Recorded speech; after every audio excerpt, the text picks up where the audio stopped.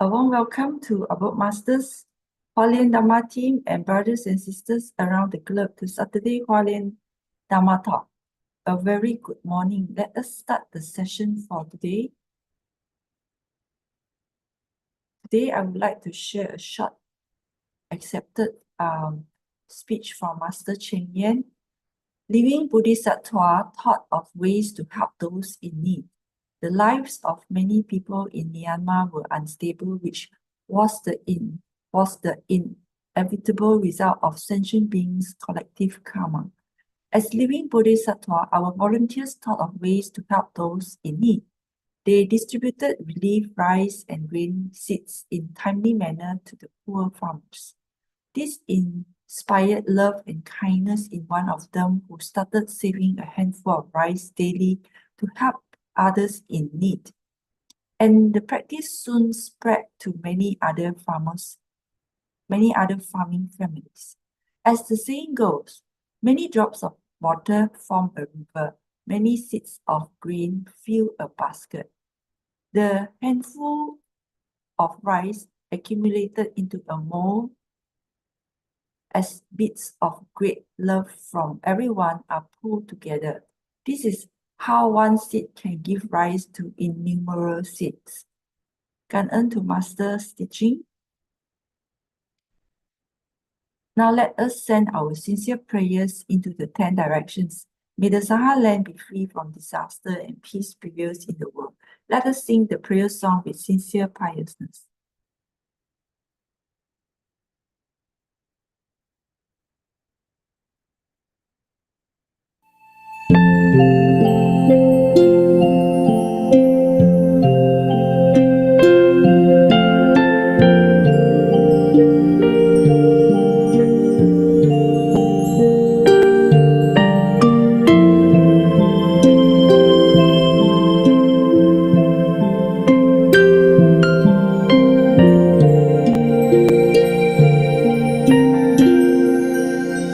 In my heart, I feel deep gratefulness. All my heart is filled with sincere prayer. From all corners of the world, let us join our hearts and pray for a world of harmony and peace. In my heart, I feel deep gratefulness. May all the Buddhas hear my prayer. All united with one heart, let us end our hate with love. May there be no suffering hereafter.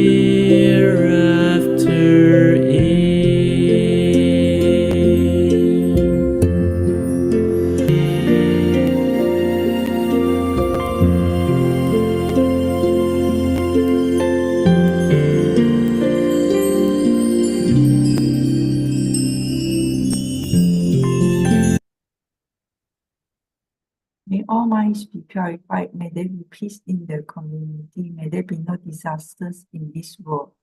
Let us together pray for universal love and blessing. With loving respect, gratitude, and confidence, let us wish every person in our lives a healthy body, an enlightened mind, and a total fulfillment in universal love. Now let us expand this consciousness to include every person in the world every being in the universe. Let our unified love make this wonderful world even better. Let us all immerse ourselves in the joyful embrace of universal love. Before we hear the wonderful sharing, let us invite our masters to lead us in paying homage to the Triple Gem.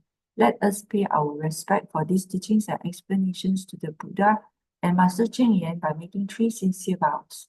Please rise, palms together. First bow. Second bow. Third bow. And a bow to our beloved Upper Masters who could join us today.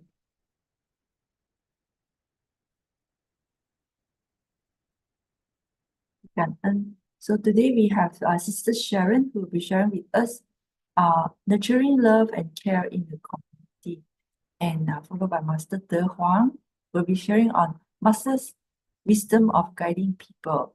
And we have 2023 December commissioning journey. Sister Christina and Sister Geok will be sharing with us. Okay, now let us invite Sister Su Ching for the weekly summary. Sister Su Ching, over to you. Thank you, Sister Lily. Let me draw up my PowerPoint. I'm currently in Penang, so that's why you see a different scene behind. Okay, so 2 weeks ago, we had Sister Susan, Sister Adeline, and Sister Guna. So Sister Susan shared, in her younger days, Sister Susan dreamt to do charity. In her heart's compass, there was an altruism call. Yet familiar bonds held her tethered. Charity was deferred until she could stand tall. Until one day she pledged her support through a monthly vow. This was the first step into Tzi's gate. She embarked on paths of recycling and other group activities, and knew that with Tzi, Paul's embrace was her ardent fate.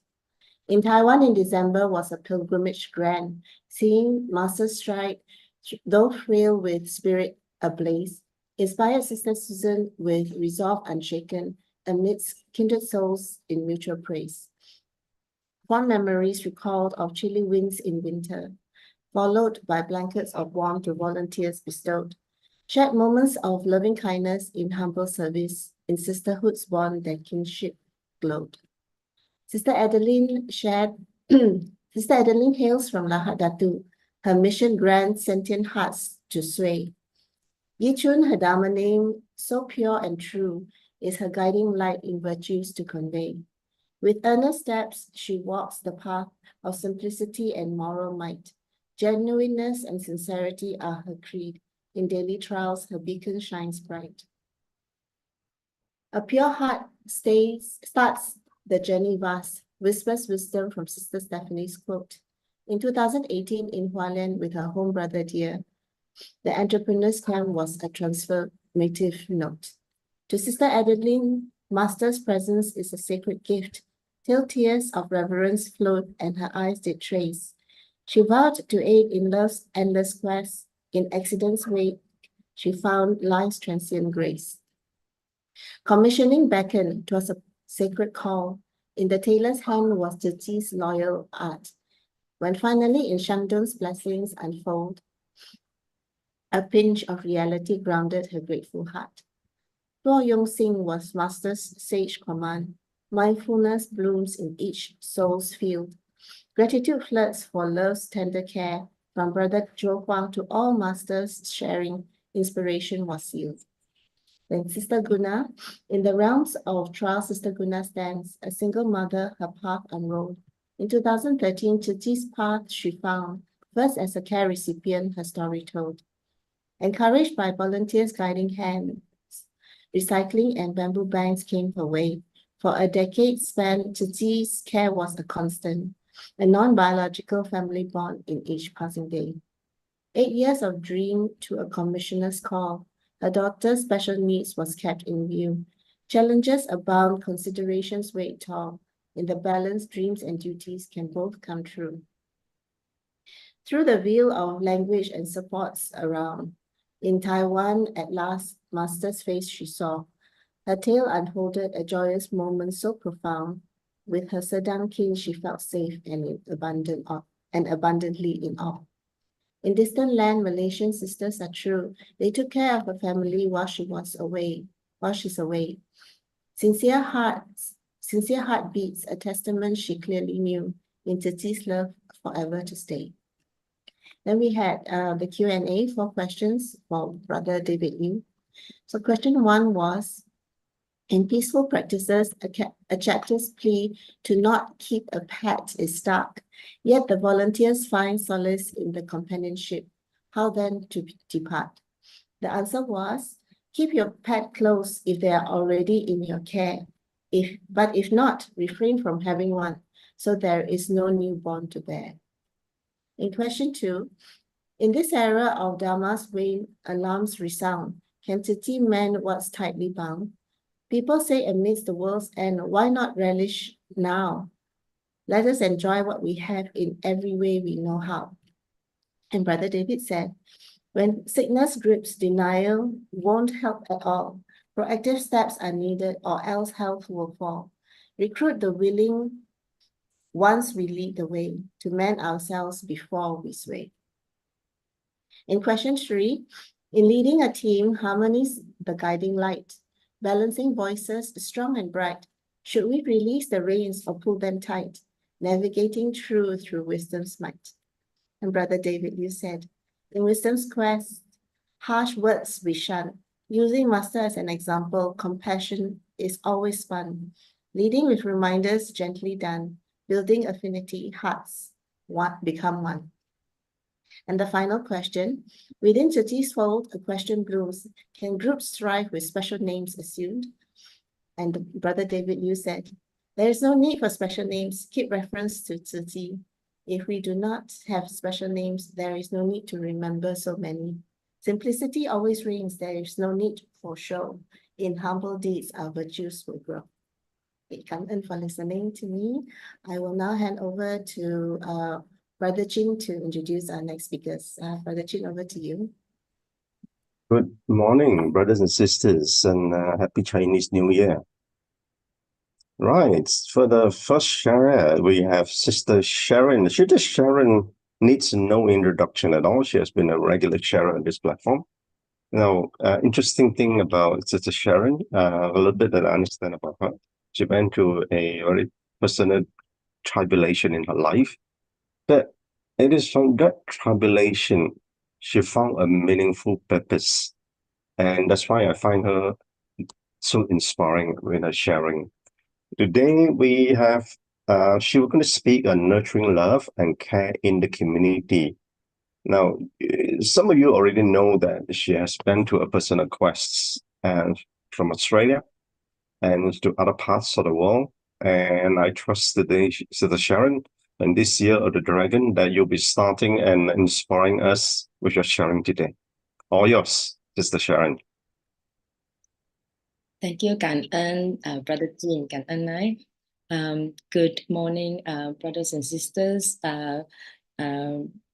亲爱的师父 and 师兄师姐师伯师姑, everybody, how's everyone? Yeah, I'm Sharon. Master gave me the Dharma name Ming Yong. First of all, I would like to thank Sister Su Ching for inviting me to this sharing today. Cảm ơn Sister Su Ching. Actually, Malaysia brothers and sisters always inspire me a lot.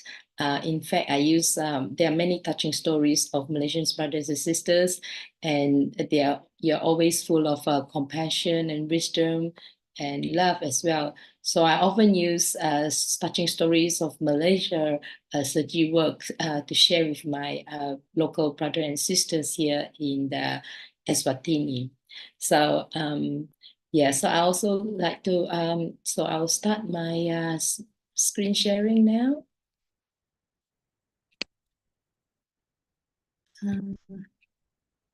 Okay. Okay, let me just close the window. Can you see my screen? All right. Yeah, so today my topic will be on nurturing love and care in the community.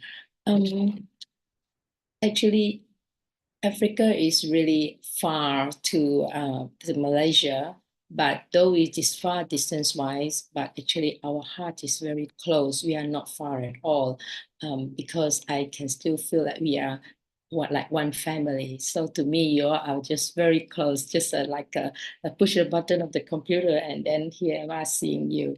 So first and foremost, Happy New Year to everyone, and 新年快乐，健康平安。And this is a Happy New Year from Eswatini.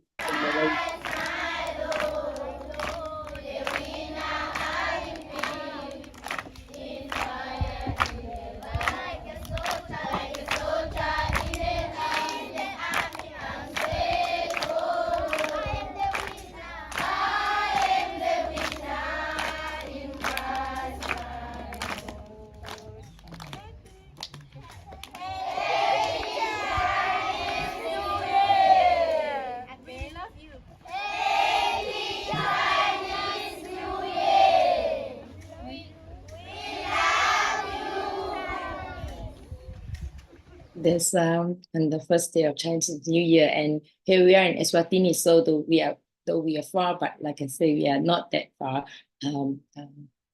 Our heart is close. So for brothers and sisters, a lot of you might know where Eswatini is, but anyway, before I start my sharing, I thought I'll just let everyone know that Eswatini is actually a very small country. We are in between South Africa and Mozambique, and in Eswatini, like most African countries, we are often we are lack of a lot of things, like even we are lack of like even our internet and electricity and so on, from little things to big things. But having said that, we are not lack of love. There's a lot of love here that we can share around the world with everyone. So again, I'll start with the sharing with this topic is on nurturing the love and love and care in the community. But back to last year, some of you might have heard some of my sharing, but I would like to recap this part of the sharing to continue on to the second part of the sharing. So last year around this time, we made a vow, our Sochi volunteers in Eswatini made a vow to master that we want to be self-reliant, and then we will open our own first Sochi Ta'ai garden to plant vegetables to support our soup kitchens, as we have 50 soup kitchens here in Eswatini, cooking for the orphans, the elderlies, and the patients. And also we want to increase our strengthen our community cohesiveness. So that's what we vow to master. So after we took the vow, we we say we kind of fulfill this vow, because we actually all of us made the vow together. So in March, we are very lucky. We felt really grateful that we managed to find a piece of land.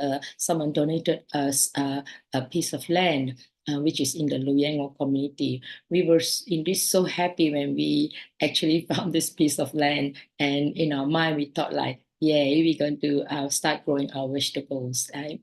So we are already started our first step.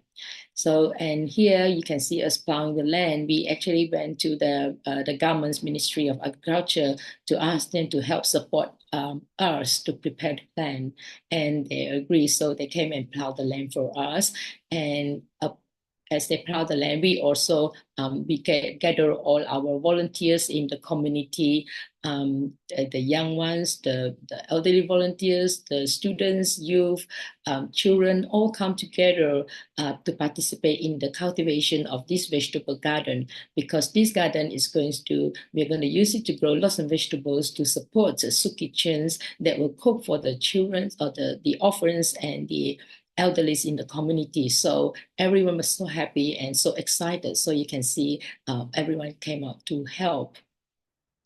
So upon finding the land, we know the next step we need to do is to find the seeds. We need to find someone who is willing to donate seeds to us. So we go around the community And we realized that actually the community, the neighbors, our own neighbors are really, really nice. And one neighbor is willing to donate 50 bags of sweet potato cuttings for us to start our vegetable garden. And we are really, truly grateful to him, because here they can actually sell the bags of sweet potato cuttings, which is like for around 25 ringgit, a bag. So for him to donate 50 bags of sweet potato cuttings for us to start the planting, we are truly, truly grateful to him.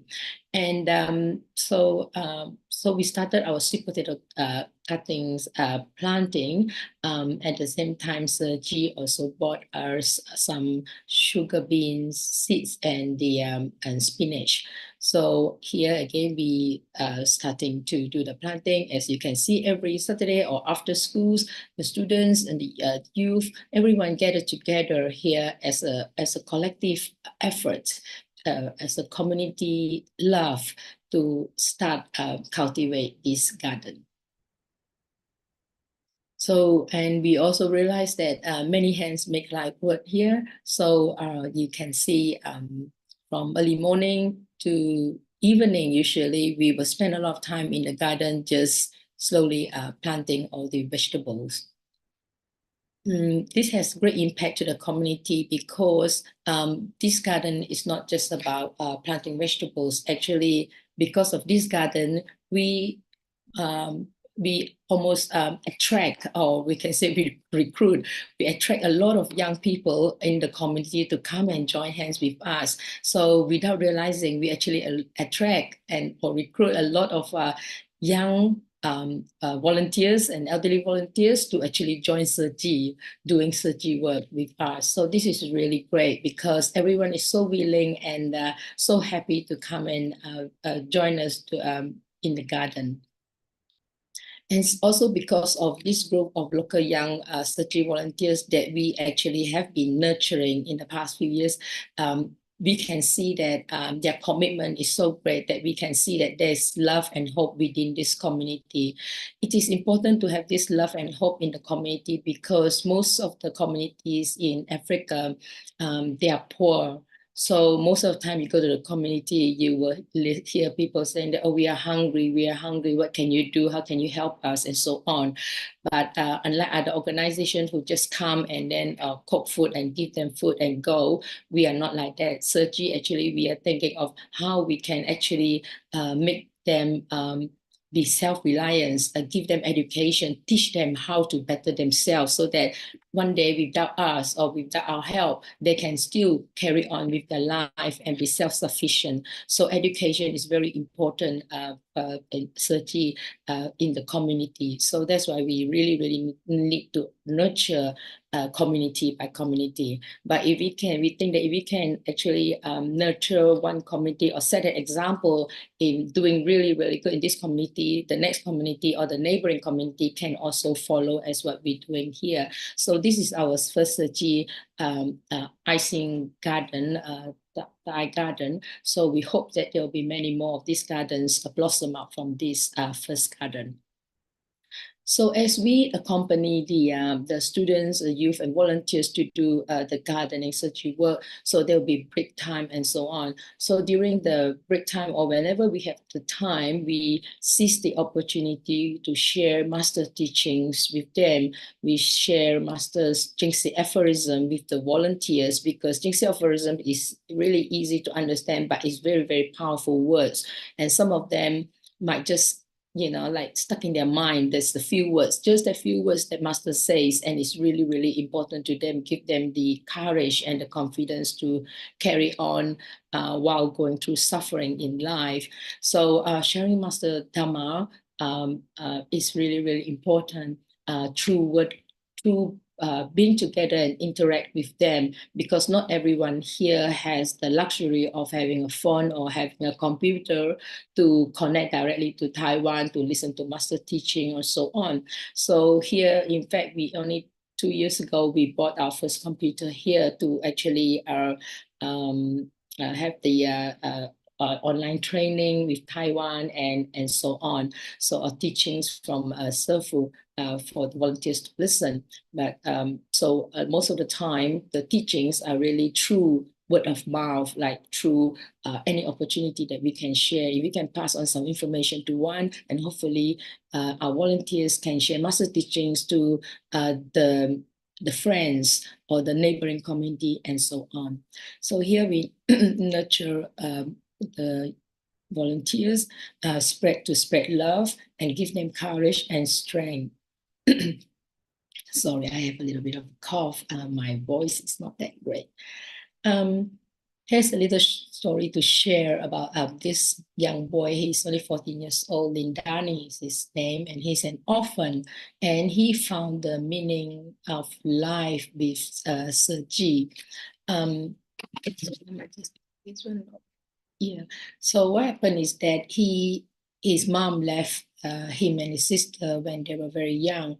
So left with his father, and his dad had a car accident, a very bad car accident. And when his dad had car accident, searching volunteers went to his home and cooked for him and the sister, as well as bath his dad and care for his father.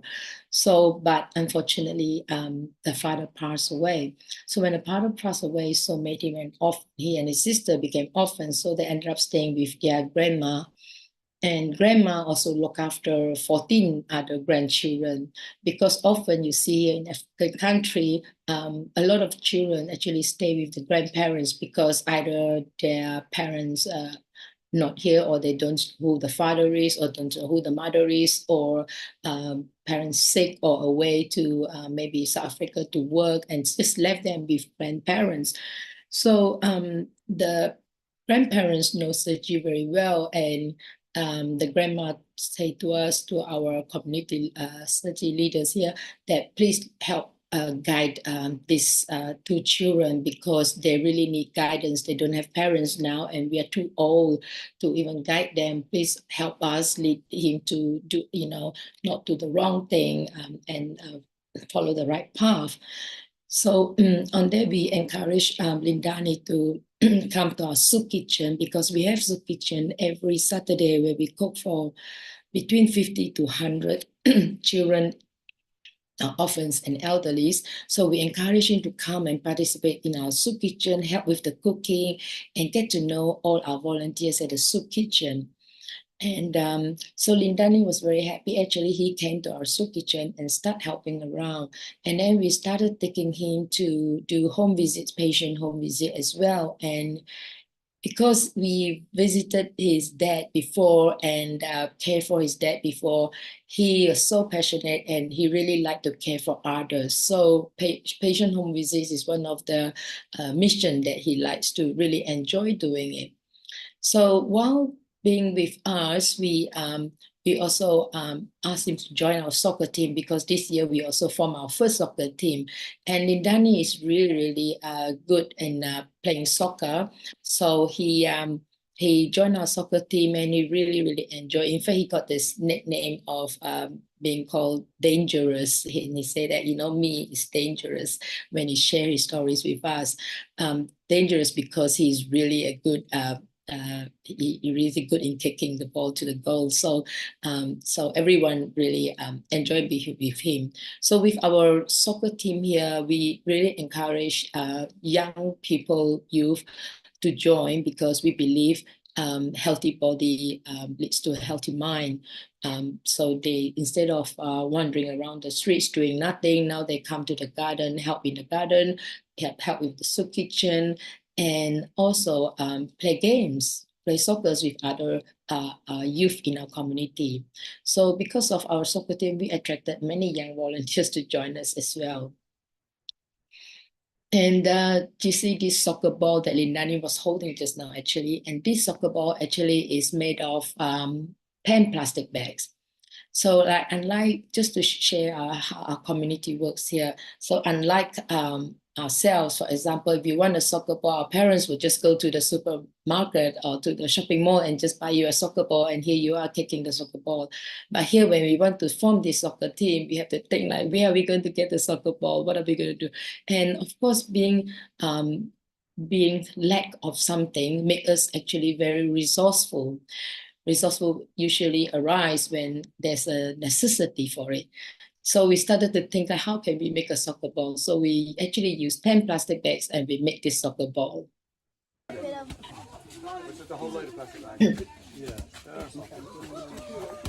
Oh, very good. For me, unfortunately.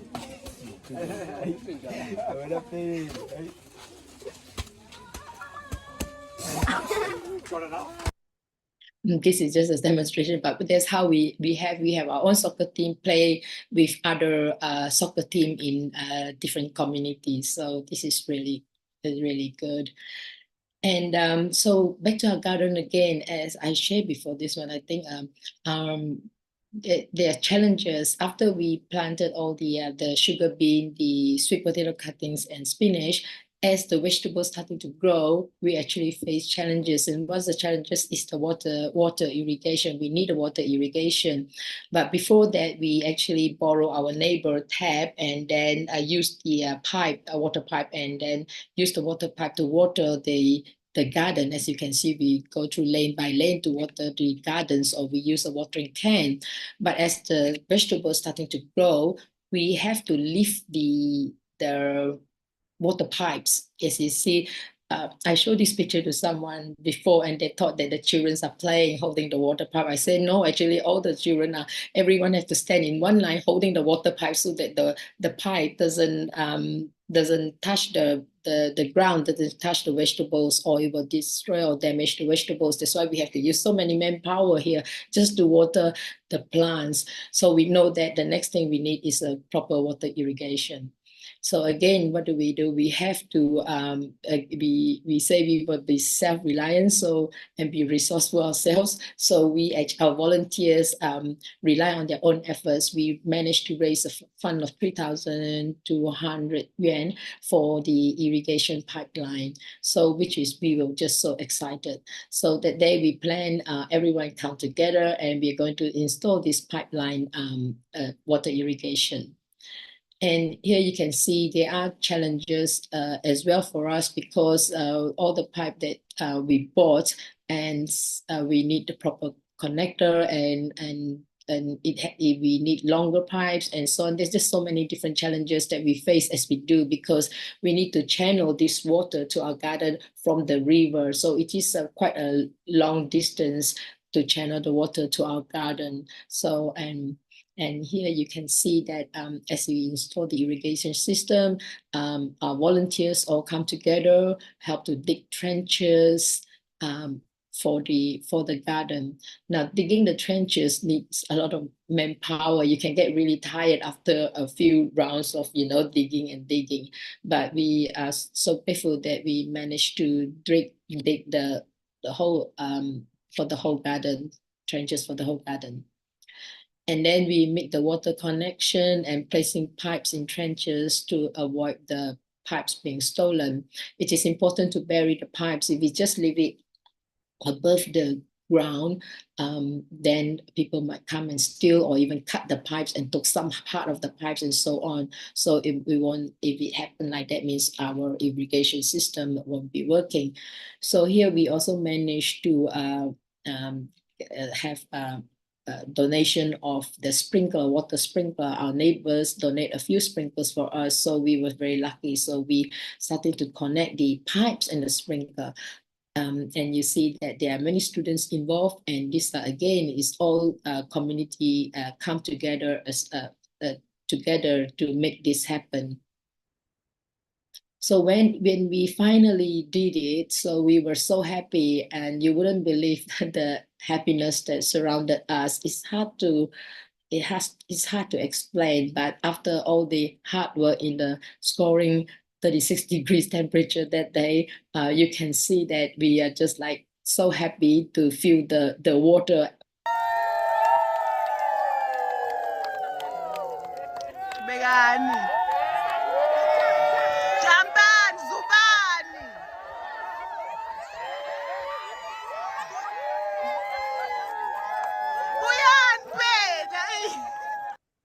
That's the feeling of like with determination we did it. That's how we felt, looking back that we thought like we couldn't have done it, but now we did it. So we're just so happy.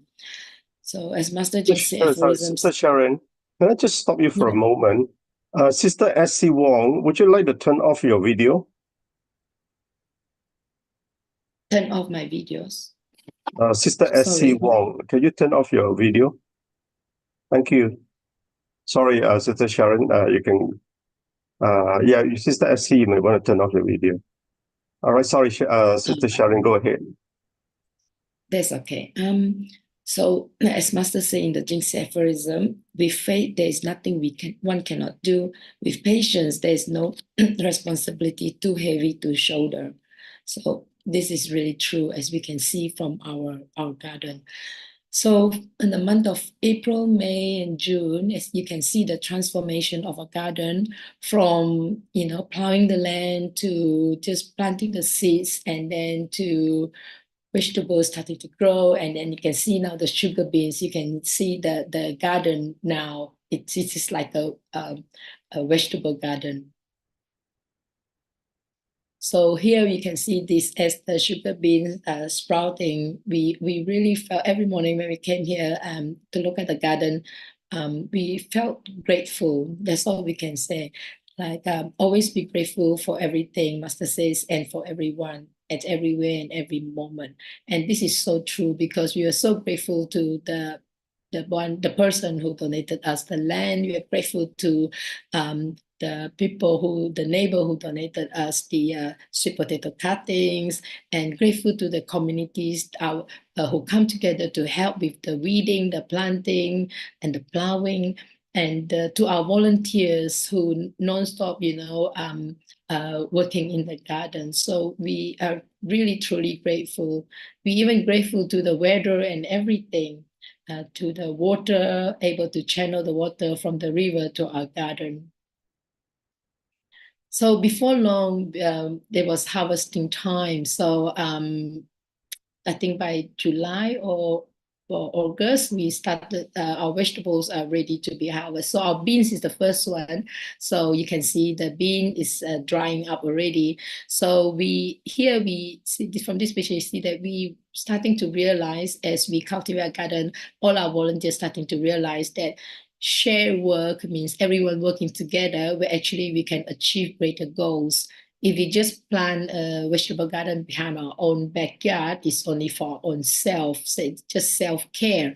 But for community care, we can achieve greater goals, because we felt that everyone feel there's a sense of belonging, like a big family in this community. So everyone feel the responsibilities and feel that the wanting to do, wanting to contribute to the community. So this actually strengthened our community cohesion, which is truly great. And as I said, the community engagement here, you have in this picture, you can see like even little children came and helped. And instead of every Saturday, these children, first thing in the morning, their mom told us that the children will say, oh yeah, Sergi, we got to go to the garden already. So all the children from different, north, south, east, west, like that, running towards the garden. And then it's almost like a meeting place for them. Like they meet their friends there, and then they start having a conversation and play with the friends, and listening to us sharing Dhamma Master teachings and so on. It just become a fun place to them. So this is really good, because we are now able to get the committee to come together. And you can see that as our spinach harvest, you can see that our volunteers are so happy, and the children are very, very happy. Again, another picture of our happy volunteers. So let's just share this Sergi Garden harvesting this short video.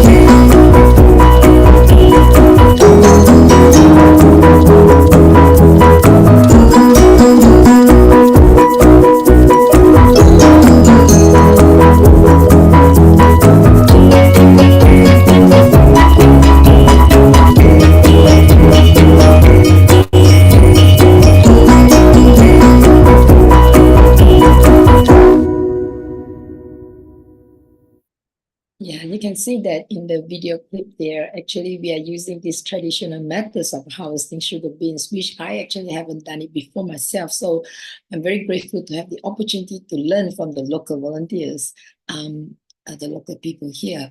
So first of all, before even when we want to do the harvesting, we actually started to look for the for sticks. So we look for branches, tree branches and so on, and sharpen it, and then we use it as a stick.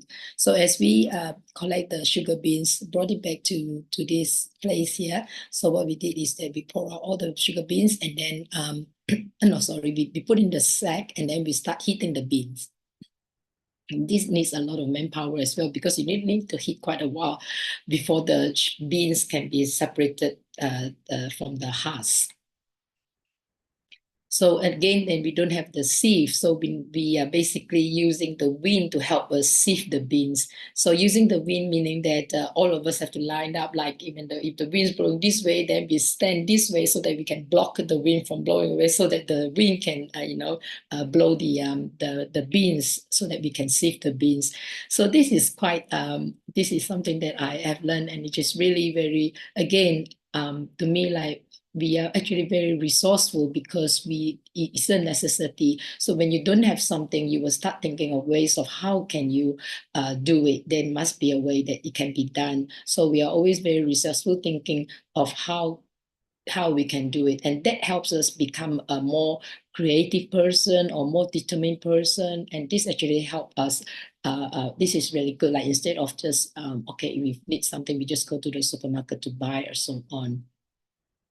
So again, like this is the husk. The husk, we actually save it for composting, so that we don't have to buy fertilizer. We can use this as fertilizer after composting it. So while some of us were harvesting the beans, here you can see the children just now, we also harvested the spinach. The children brought back the spinach to the soup kitchen, and you can see them busy helping, washing the spinach and start cooking lunch. And some students help with cooking the lunch. Usually for our soup kitchen lunch, as you can see from the picture here, there are only 2 pots. One pot is the rice, 10 kilogram rice that is donated by Su Ching. Another pot is the vegetables, whatever vegetables that we can get.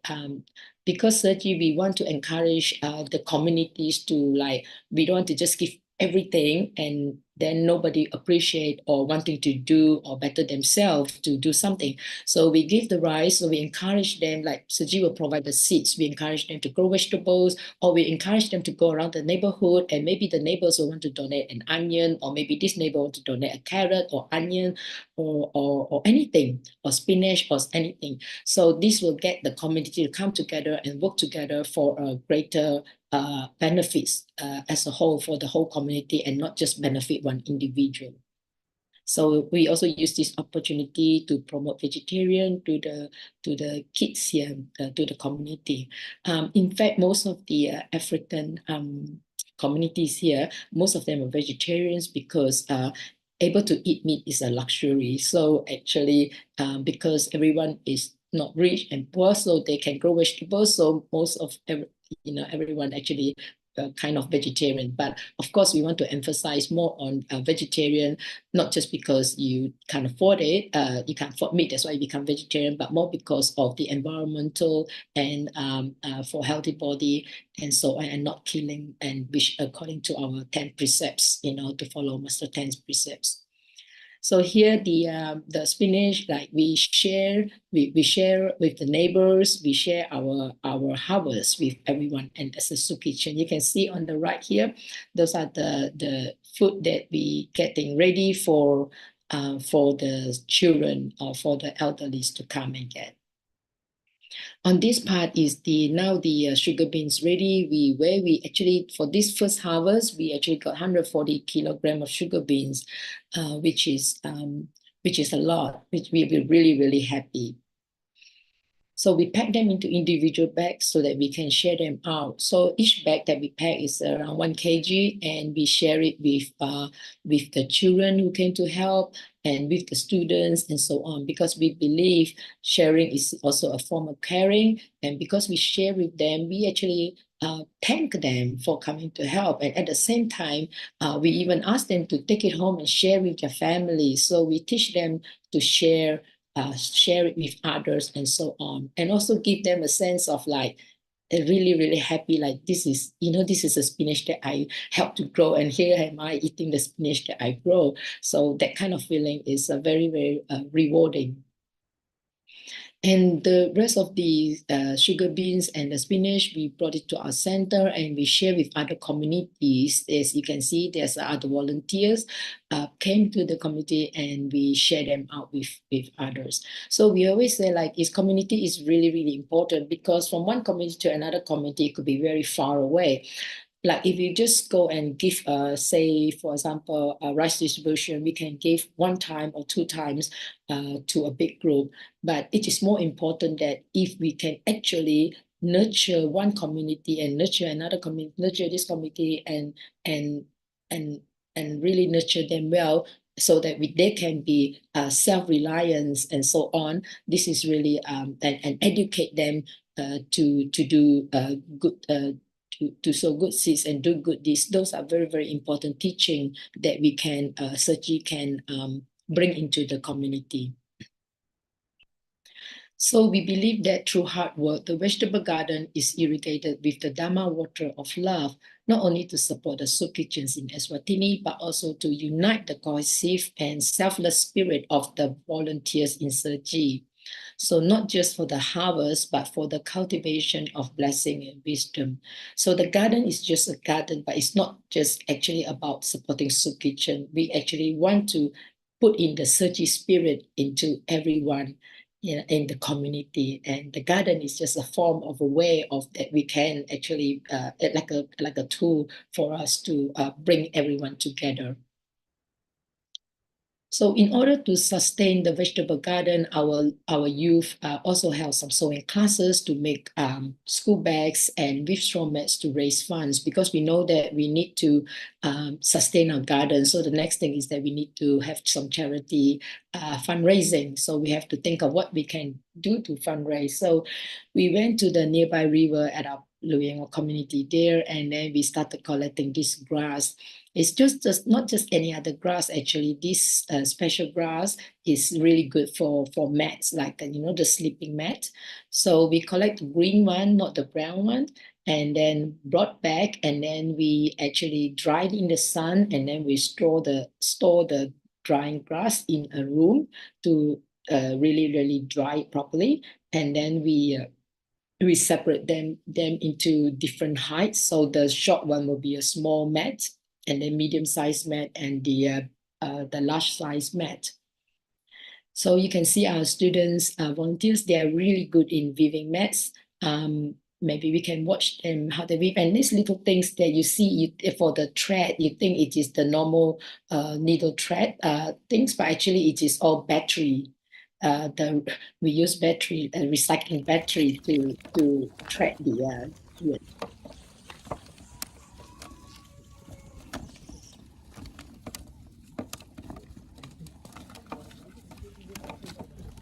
So it will take us around 3 days to weave a mat of this size. So 2 to 3 days. So I would say 3 days. And this will cost, we can sell it for maybe 20 ringgit, okay, around 20 ringgit or 15 ringgit, depending of the size. So on top of just weaving the mats, we also have these sewing classes. We get everyone to come together. Those who can sew, those who can't sew can help with something else, we say. So these charity bags, we thought that we want to put in some Jingsi aphorism in it. So we paint Master Jingsi aphorism on the bag. So those who can't sew actually did the painting. And even the young one, you can see, came and helped with the painting. And they just absolutely enjoy it, doing the sewing the bags together. So in this particular bag, the aphorism here is every bit of effort now becomes the fruits we reap tomorrow, and it's beautifully painted by our own volunteer students. And we dry the bags, and it's ready to ready to sell the bags now. So we have some mats, and we have some bags that we can use it to raise funds. So here I'll take the opportunity to share another story of this student called Bule Lukelele, and he's in Form 4. So his story is that he didn't have a mom, and his dad studied law but didn't succeed. So he was very disappointed. He didn't finish his law degree. So the dad just not working anymore and just wandering around the streets and not doing anything. So he became the student became quite poor because the father is not working. And the grandma looking after him say that, again to Sergi, here there's a lot of elderlies and we know them very well because we care for them, and asked us to bring the grandson to Sergi, do Sergi work. So we did, and he was really, really happy coming to do Sergi with us. In fact, he is one of the very first youth in this community that joining Sergi. So when the father knew of him coming to Sergi, eat the soup kitchen rice, the father was so angry because the father thought like it's just so shameful that the son has to go to this soup kitchen and like the orphan like that go and collect rice. Don't we have rice at home and so on? So the father often beat him and scold him and beat him quite a bit. But even with his father beating him, he will secretly run to come and join us at Sergi. So often he did that. In fact, he has been doing that, got beaten for many, many years. And we only know about the stories after the grandma told us. And that day when we were doing the water pipes, the dad walked past and saw us doing the water pipes, and the dad came to say to us that he was actually very, very grateful that his son turned out to be a very, very good boy and willing to help others and do home visits, cook for the children, and even give tuition to the little kids in the community, help them with homework and so on. So he knows that now that his son is in good hands because his son joined the team. So he is also the first one who formed the soccer ball team that I mentioned just now. So we really happy to have Bule as our youth in our Sergi communities. So these are the children that we really want to reach out, and through our soup kitchen and our presence in the community, our garden and so on, that's the only way we could attract all these youth who need help, who gone through suffering, who need to transform their lives because they lost everything, they don't have parents and so on, but we need to bring them in. And to force someone to come into Sergi is not good. We want them to be willingly coming to join Sergi because they're really happy doing Sergi with us. And this is one will influence the other and will tell the others and bring their friends over. And before we know it, we have a big group of Sergi volunteers, youth volunteers in our community. This is another story about this student, Samu. Samu, she is now a first year uni, but she joined Sergi maybe 4 years ago. And she is a very nice girl. She's been helping at the soup kitchen, and this is her making soap herself. Again, being self-reliant. Her dad is blind, and her mom has have problem, like got psychiatric problems. So the mom's often gone missing and couldn't find where the mom is as well. So it is really, really hard for her. And her dad lost his vision like 4 or 5 years ago. So she's being the oldest with the other siblings. She has to think of ways of how to make money to survive, to look after the family. So what she does is that besides doing Sergi work, she's really happy, a very nice girl, love to come to do Sergi and love to help with the soup kitchen. She also make this soap to sell. She sells soap, and then she grow vegetables in the garden, and then she sell vegetables, and that's how she survive looking after the family this way. So if there is a ways, there's a, if you're determined, there's always ways. So you can see how she bottled the soap, the detergent, and then the bottle for like 3 ringgit, 4 ringgit, like that. Yeah. So this is a picture of the soap dish, soap detergent that she made, and on the left hand side is the picture of her dad and mom.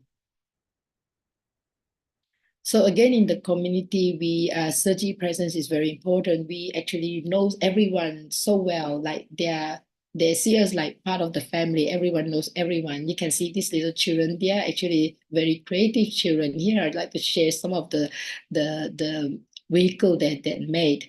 They use recycled materials to make toy cars. And on the right-hand side, this little girl, she actually used that toy car to carry the dishes that we gave after the soup kitchen, the Tupperware, the container, the lunchbox, and bring it all the way home. And on the left, this little boy, he is really, really smart. We always tease him and say, you must be engineer next time, because whatever he can find, he'll think of ways of how to use it. So this is a little, the lead or something that he used for the wheels, and whatever he can find, he will try to make something out of it.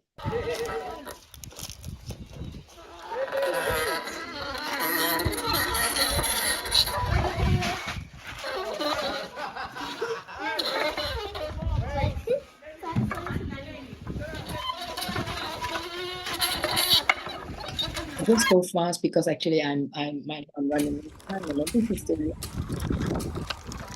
is the little wheel that this little girl made, and this is a lunchbox that she's been pushing.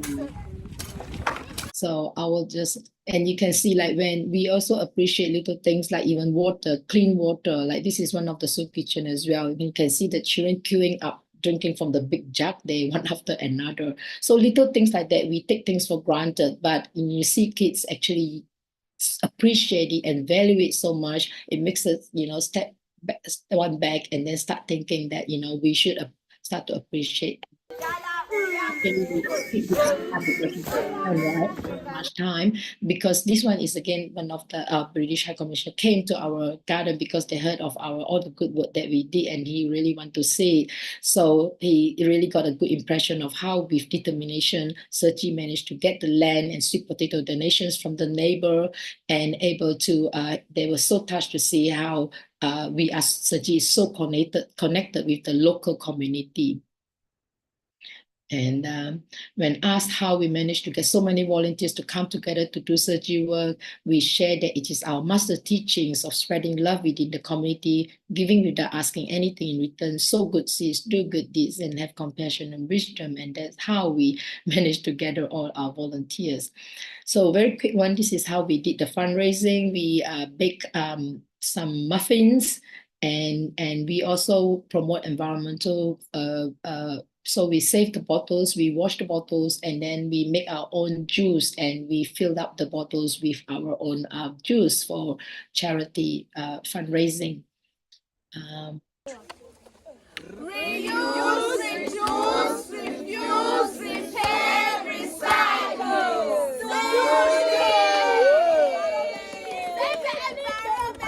So we are encouraging the young ones to also be like us, do environmental recycling. So we have home-baked muffins, vegetarian meals, garden spinach, our sweet potato cutting, sugar beans, handmade bags, beef grass mats, and homemade juice for our fundraising. So let me just skip through this. And we also take the opportunity to promote our bamboo bank as we do our fundraising. I might just go straight to this little video.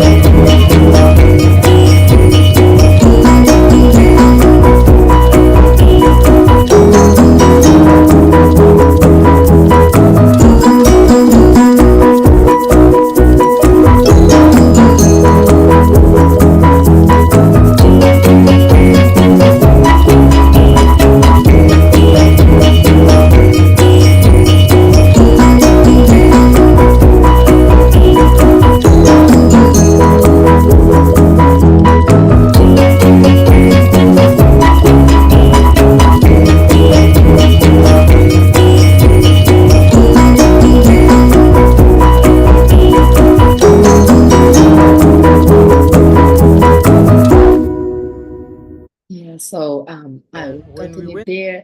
So yeah, really grateful. We hope to inspire more volunteers to do good deeds together and set an example for the community. For we believe that without the muddy pond, the sticks aphorism say there won't be beautiful lotus blossoms, for without the suffering beings, there won't be bodhisattvas. So the impact of the Great Love Garden on the local community enhance self-sufficiency and strengthen our community cohesion. So we hope that this vegetable garden can be successfully managed and developed into a nursery for Saji in Eswatini, which will inspire more Ta'ai vegetable garden in different communities. So these gardens support, these are all the different soup kitchens of the children. As you can see, every week, 50 to 100 children in each community, which we have 50 of them. So there'll be like around up to 5,000 children that we are helping. So to finish it off, this seeds of love is also seeds of blessings. In this way, no matter rich or poor, everyone can create unlimited blessings. And thank you very much for the opportunity to share. We believe that this is just a story of love, hard work, and collective effort. And through the participation of Saji volunteers in Eswatini Great Love Saji Garden Project, we have witnessed how love grows through diligent cultivation and how it influences others through sharing and interaction. It's a narrative showcasing the power of love and serve as an inspiration for more individuals to engage in community service. And through this sharing, we hope to inspire more people to sow seeds of love in their communities and witness the miracles that love can create. Kanan for the opportunity to share. Kanan, Sister Sharon, thank you so much for an inspiring story. In view of the time, I don't really have much to comment on it. But I think the main point that I can take away from this is the four embracing virtues that Master has been teaching us. So let us quickly move on to Master Huang from the abode. Sorry, Master, we overshot by 10 minutes, and Master Huang needs no introduction. A regular has been coming on this platform to patiently guide us. But more importantly, Master Huang, you'll be sharing with Master wisdom of guiding people. So because you're at the abode, and I'm sure you'll be able to share the deep insights on this, and I really look forward to hearing the insights on Master. Here we go. Your platform is yours. Okay. Hello. Good morning, afternoon, and good evening to all of you, everyone. Happy Chinese New Year. Okay. But anyway, I do hope so. Starting from this year, I also do hope that I can get more time to join this platform. So I think this is part of my vow that I'm making recently, that I'm trying to take the opportunity to share with you all what I have learned, and and also in the meanwhile, it helped me to practice my speaking as well. But anyway, without further ado, and let me please allow me to show you for the beginning with this small video clip. So I hope that you all can take a look first, and let me get my slide. Okay. Here we go. Okay. So can you hear? Regular people. How do you expect to get into college with grades like this? No problem. Huh? See, I'm not going to college. Damn right. I am going to get through high school and then get a job like regular people. Regular people? Yeah, who work in the gas station, drive a bus, something like that. So what you're saying is your mother and I shouldn't care if you get D's because you don't need good grades to be regular people. Right. Okay. Oh, suppose you graduate from high school. Let's say you just slide by. All right. Now you got to find a job. Now, what kind of salary do you expect for a regular person? $250 a week. $250 a week? Yeah. Sit down. I'm going to give you $300 a week. Yes, indeed. $300 a week, $1,200 a month. All right? Great, I'll take it. Yes, you will. And I will take $350 for taxes. Whoa. Huh? Yeah. Now, because see, the government comes for the regular people first.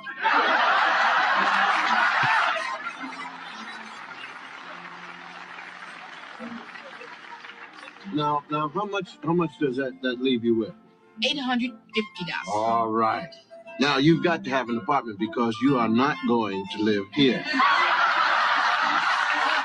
So, an apartment in Manhattan will run you at least $400 a month. I'll live in New Jersey. All right. Live in New Jersey, you've got to have a car. I ride a motorbike. You need a helmet. Figure $100 a month for clothes and shoes. Figure 200. I want to look good. Okay, so what's that leave you with? $200. So no problem. There is a problem. You haven't eaten yet.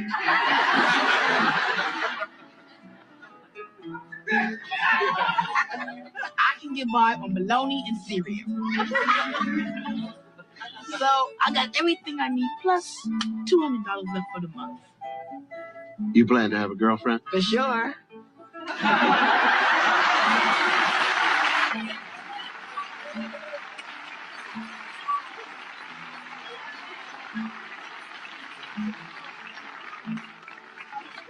Regular people. Okay. Regular people. All right, and I think for the what I have learned from masters onwards, when she preaching the Lotus Sutra, she always mentioned the kind father, like Buddha in this world, is unceasingly born the children in this way when their children are still young, and they even encourage them with love and comfort, etc. So I think this is what a worldly father do. To say nothing of our master, and who see we all as her only child, and then she will, very concerned about our future. If you want to just be like a regular person, people, or I think master, what she hope is like she want us to be like a living bodhisattva instead of just want to get a normal, regular people life. I think this is today that I'm going to share about what I have learned from the master wisdom of guiding people in whether she was talking some story. I mean, for her disciple or the lay people. So I think very clear is that masters, she also say when we want to transforming sentient being or human beings, it all depends on causes and conditions. It's just Master Shi once used the analogy of as raising crops. If it depends on external conditions such as the weather and the seasons, otherwise the crops could not be harvested. And same to when we want to transforming others would be impossible if without the causes and condition. So Master Shi want to guide us also have to be with relying on the causes and conditions, how deep our affinity between masters and disciple. So, and this is how masters should guide us onto the bodhisattva path, by teaching according to our capabilities. And then she will adapt to the needs of the society, what we're living here in this world, and as she guides everyone and who to discover, to help us to discover our pure and undefiled intrinsic natural in our own heart. I think, and because Master Shi tried to help us to avoid our what so-called the regular people of this narrow-mindedness, or what we so-called is the superstitions or and the contradictions. I think Master Shi will use the modern example or any sensible explanation to help us to understand the Dharma, the Buddha's teaching, and so that we can understand and can practice and can practice in daily life and can find the spiritual revelation of our mind. I think this example, I remember someone asked Master, when the conditions arise, can we act in accordance with them? Does it consider we eliminate the karma or create a new karma? I try to hope you can understand this question. Actually, in Chinese, they are asking, is it a 随缘? Is it, in other words, it's called like we follow the affinity, just go with the flow, like 随缘. Is when we follow the 随缘, just follow the conditions accordance with that. Does it consider as we are you accept the result? Is it considered as we are eliminate the karma, or we are actually creating a karma, a new karma? 随缘是消业 or 造业. This is in Chinese what someone asked Master, and I found Master should give the answer is, if we're following the 随缘, I mean the good fate, 好的因缘 will eliminate karma. But if we're following the bad fate, we'll create a bad karma. So whether it's good fate or the bad fate, it requires the wisdom to analyze. It's just like Masters say, just like if someone asks you to stealing, and if you follow the evil fate and commit the crime, this is creating karma. You 随缘, if someone asks you to do some good bad thing and then you follow, so you are creating a bad karma. But if someone asks you for help to save someone, or maybe volunteers invite you to go for to the community to help the poor family, and you follow the good fate and to help, you follow the good affinity to help them, I think this is so-called you are eliminate the karma. And I think this is a big difference between the eliminating karma and creating karma. It's just like whether you are following the good deeds or the bad deeds. And this is like we must be mindful about with the words. And the second is the someone. I think maybe this person is kind of like this kind of person. If they do this good deed, I mean, someone say they have done many good deeds, but should be considered as a good person. This is kind of like the honorable board member, Rong Dong, I think. And then he donated a lot of money and so on. But he said yet he didn't form a good affinity with people, and he's asking Master why. I have done so many good things, and why still I cannot get the result that I want? And then Master say, and this kind of person, even though they does good deeds, but is like afraid that people will not know about it, and will goes around making noises and like want to voice up their voice and to tell people that they are good person, they have helping a lot, and they want to gain the merit, or maybe they want to gain the reputation. Kind of this kind of person do good thing, but you're very afraid that people they know that you are doing good thing. I think the second type is like maybe the other type of people who do it silently. They are doing silently, but they always will care about how much they do and how little others do. They will compare, even though they don't speak out, but they will compare. I do more and you do less, and they will do comparison. Or I think the correct thing is supposed to be whatever I can do, I will try my best to do it with joy and do it as a matter of course. And I'm not we're not afraid of people, whether they knowing or not knowing. We should not care about whether people know me do good thing or not.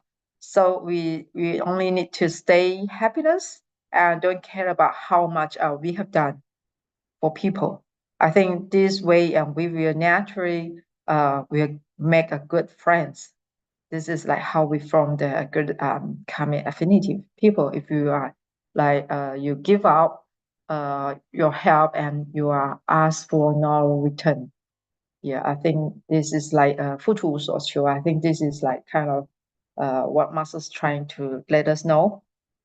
And the other one is like I remember a couple of years ago, when every calendar in the lunar calendar, first of 15, 初一 or 15, we will definitely will have a prostration to our senior master, and especially for Sangren and for our parents. Like, you know, we will do prostration after we finish the morning chanting class.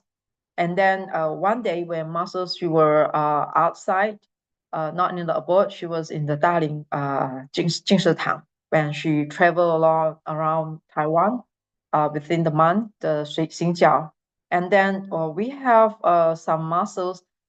We still follow the tradition the rules. We will still the same, even though we are outside of the abroad, but we still will do prostration to Master, and we went to her study room. Our masters, we went to Master Sangren study room, and then make a pre-prostration. And Master, she will give us a very brief teaching, 开示. And then because maybe I think Master, she realized that within the group of Master, when they, you know, we talking to each other and we make laugh, and you know, and like, you know, we talking with like I mean, Master, she's trying to say to tell them, to tell our master, say we must pay attention to our behavior and to the dignity of being as a master. We've been master now, we must behave ourselves. And then she said we must be a role model for the volunteers. So we have to show our good behavior and to the lay disciple. And then when we shouldn't like, you know, when we are not when we gather in a group, and we should be when we're talking and the conversation, you know, we just talk, but we don't burst into laughter. We don't like make a big loud out like 大笑. And Master say, take the Buddha as an example. Buddha, he really smiled. Even though if he did, Master say he would smile like a 微笑. So this is like even though when we, you know, in among our conversation, Master, she will very care about our what we so call the not the appearance of our attitude, but also the inner part and how we cultivate. Even though laughing, we cannot like 哈哈大笑, and we can see our teeth and look at our muscle. Even though some funny thing story, you know, telling by our volunteer, and even though they make muscles happy, but she also will have very dignity, very 庄严, and you know, she will cover her mouth and smile and make laugh, not making a big laugh. So I think this is like we should like, you know, smile. And also another story is about our sisters, the senior sister volunteer Chen Xiufeng. And I think she said once time, and she told Sangren master, she said she was not highly educated. She didn't know much about the Buddhist doctrines in words. And then how Master's reply is, Master say, so does she. Master say herself also she not get a highly not she didn't get a high education as well. But Master say as well as she will respect those who know the conduct of life, the behavior, and you know the principle, the 道理 is much more important than the knowledgeable. So and at the time, and another story is the same to this sister Xiufeng. And then one time, and she noticed that the master's handwriting was very beautiful.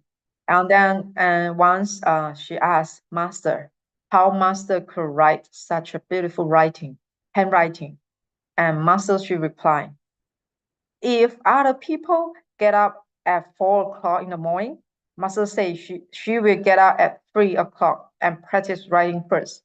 And this is how Master she willing to practice and do it diligently, and she will, put effort.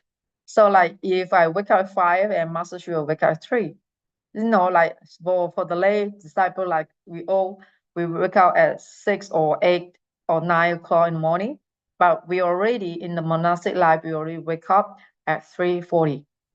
So we have much more time than people, the regular people who wake up, according to to the some circumstances that depends on their mind and what time they want to wake up. So I think this is like Master's trying to telling us that we must be diligent.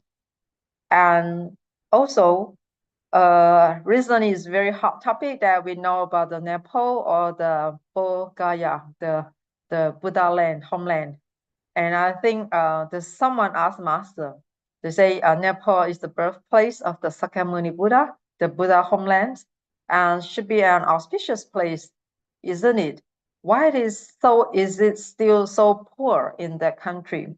And someone asking Master, and Master she replied, or maybe, and I'm asking you all, do you have any answer for yourself? And if someone asks you, since the Nepal is the birthplace of the Buddha, and it's supposed to be very auspicious, very, 吉祥, supposed to be a very good place and, wealthy country, developed country must be, but why isn't? And Master's the answer that I'm sharing to you now is like Master say, actually more than 2,500 years ago, when the Buddha was alive, the Nepal was very poor. Yeah, indeed. Yeah, and Master say from the time the Buddha entered parinirvana until now, Nepal is still extremely poor, and the natural disasters will often happen. And the Buddha, Master say, the Buddha actually come to the world for the sake of suffering sentient being, for the sake of want to guide ordinary being like us to get enlightened.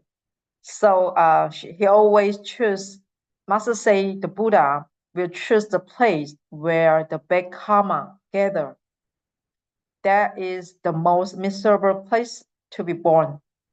And I think this is what is so-called 道家慈航. I think this is the vow of all the Buddha or Bodhisattva. They make a vow, want to return back to the suffering, the dukkha world, the saha, which is full of suffering. And this is their mission, to come and to eliminate or to transform the life of the suffering people. I think this is the vow. So that's why they were born in the poor place and to guide people. Because Master say, if we all grow up in bad environment, and we will understand what in the suffering environment, and we will understand what suffering is if we tell people, I've been came close, I've been experienced the suffering, so I know the suffering. So that's why they will be the Buddha, the enlightened one, born in that place. Because when the Buddha tell you the Four Noble Truth, the very simple true principle with the Four Noble Truth is the first is suffering. If you are in a developed country, when I tell you, no food to eat is very suffer, but for the people who have abundance of resources, they can't imagine how the feeling of the starving, or because they have whatever they want. Just like the movie that I'm showing you just now, the teenagers, and he was living in those Russell lifestyle, and he just want to be like play around, and just want to get easy job, and this is kind of life. So, and I think Master say not only, and and this is Master say the Buddha, because they grow into such a suffering place, and if you tell someone the suffering, and then if they're not never experienced the suffering, they will definitely not be able to understand. So this is the answer that master give. So I think maybe you have your own definition to explain to give the answer for this question, but this is I think one of the best answer that I found from master when she give the response to this question. And the other one, upon hearing this, continue with the person who asked master about the suffering in Nepal, the poor country. And then upon hearing this, Masters give this very good explanation. And this volunteer who wanted to donate a jetted diamond, which is worth 5 million a Taiwan dollar to sponsor our international disasters relief. And Masters asked this volunteer, why are you willing to donate this check? And then this Tzu volunteer, I think is like the honorary director, I mean the member Rong Dong.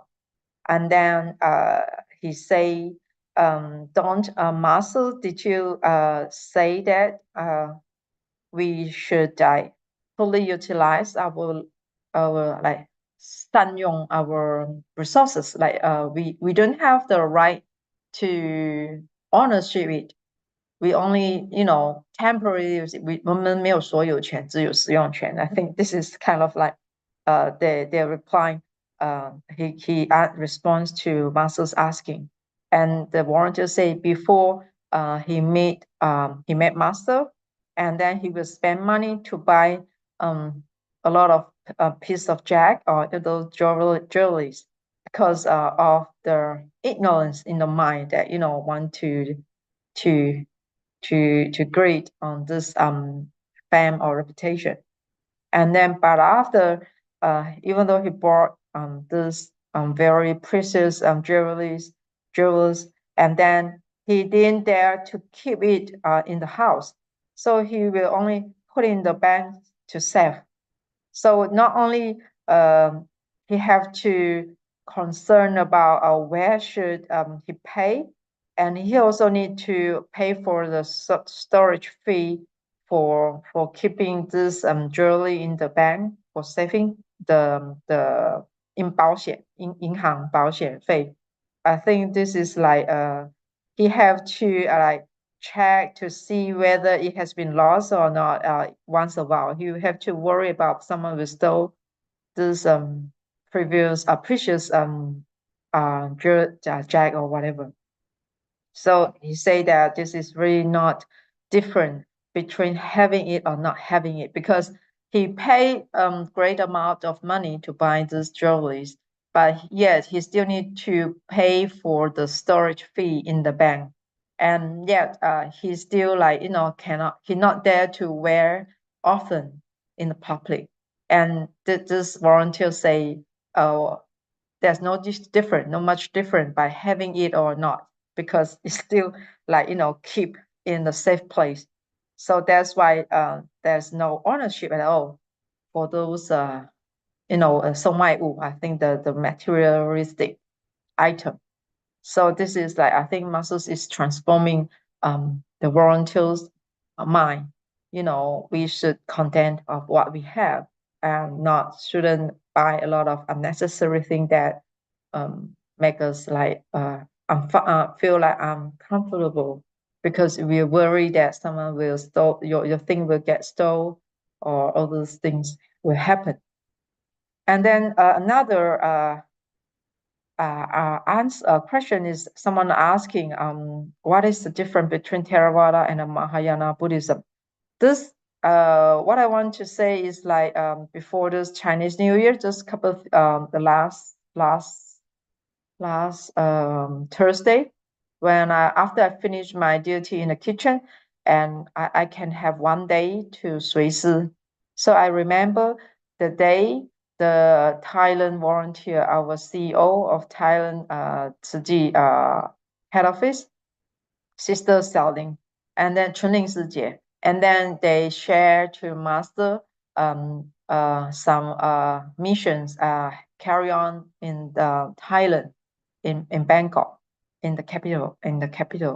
And then when they're talking and discussion and how they want to develop or how to recruit more people to join, and they also discussing like the matter of the construction.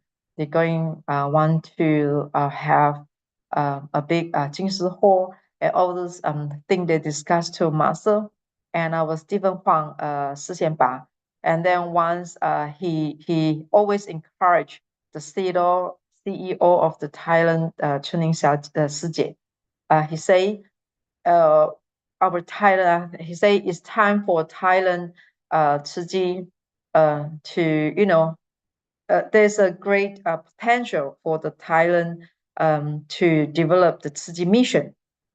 And then he said that, because we all know Thailand is a Buddhist country, but they cultivate the Theravada Buddhism.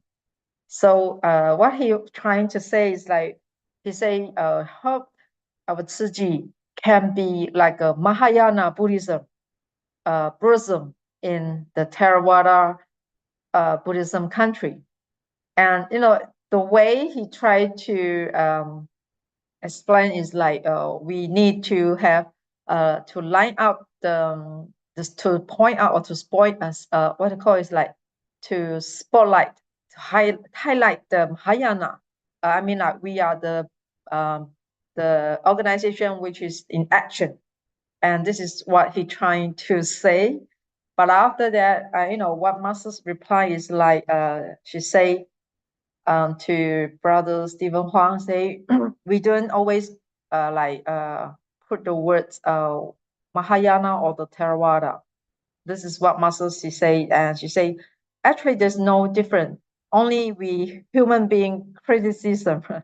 Master say that no, he say that actually only we that even though we know the sutra, there is a great or small vehicle in the sutra, 大圣经典 or 小圣经典, and the Buddha teach sentient beings according to our capabilities, we all know.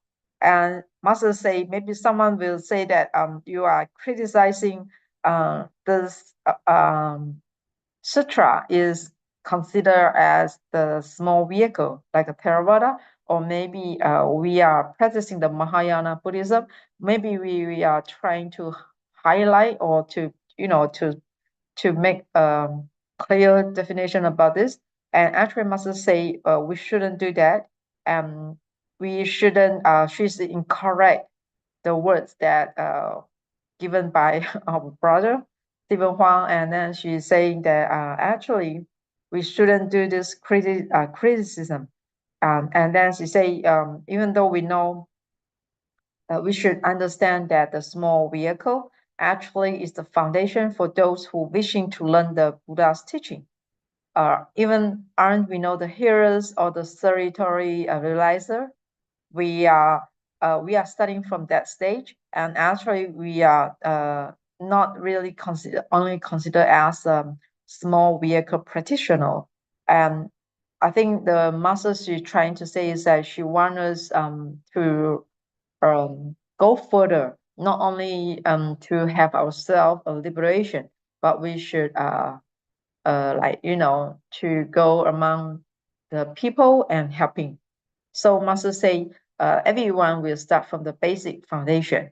So Master, there's no difference of what is so-called great or small vehicle. There's no only we human beings do the comparison, what is so-called Theravada or the Mahayana.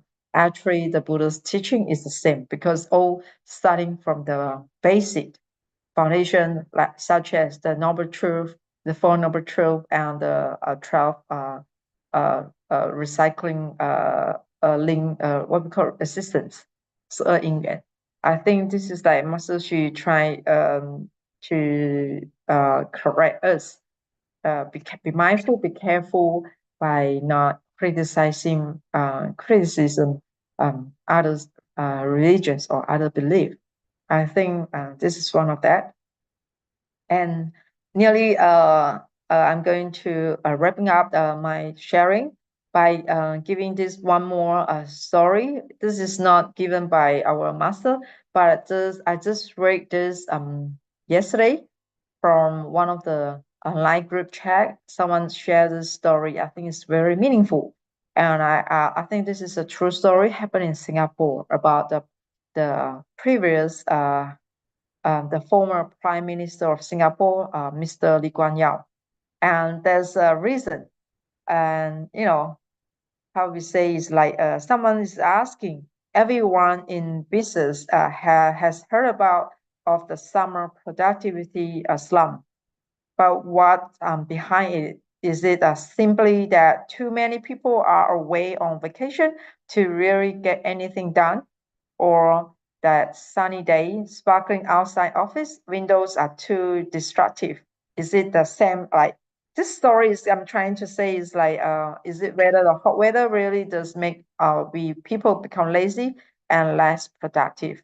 And the story it happened is because one day, I think it's the past, I don't know how long ago, but the Mr. Lee Kuan Yew, the former prime minister, and when he traveled to Taiwan, he will always would like to buy honey and take it back to Singapore.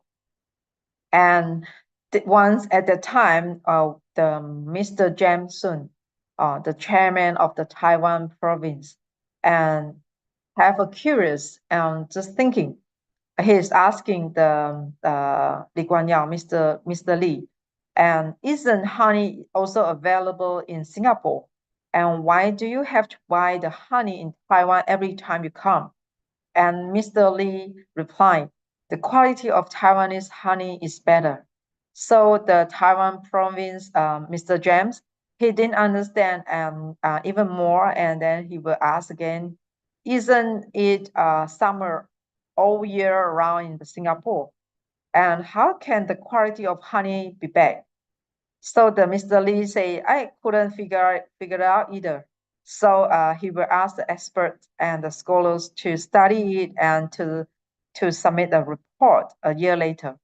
The content, the result was given after that. They say because Singapore has summer all year round, bees are relatively lazy.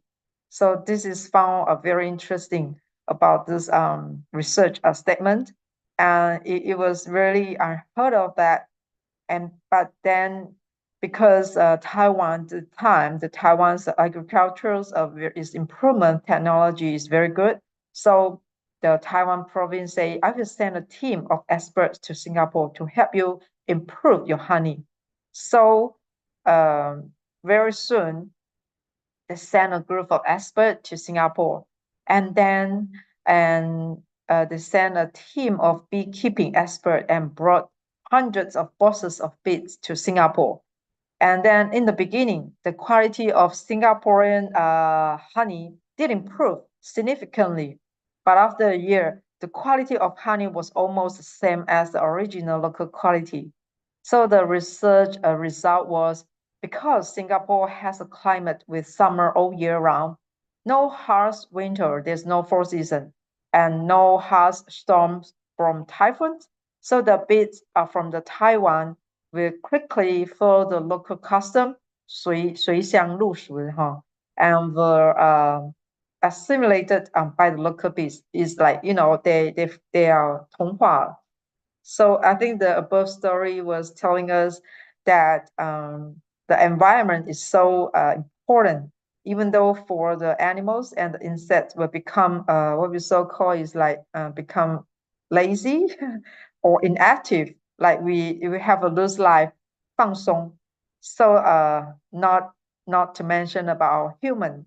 So when we are in a very good environment, I think this is like kind of we tended to get lazy, and we don't want to take any action.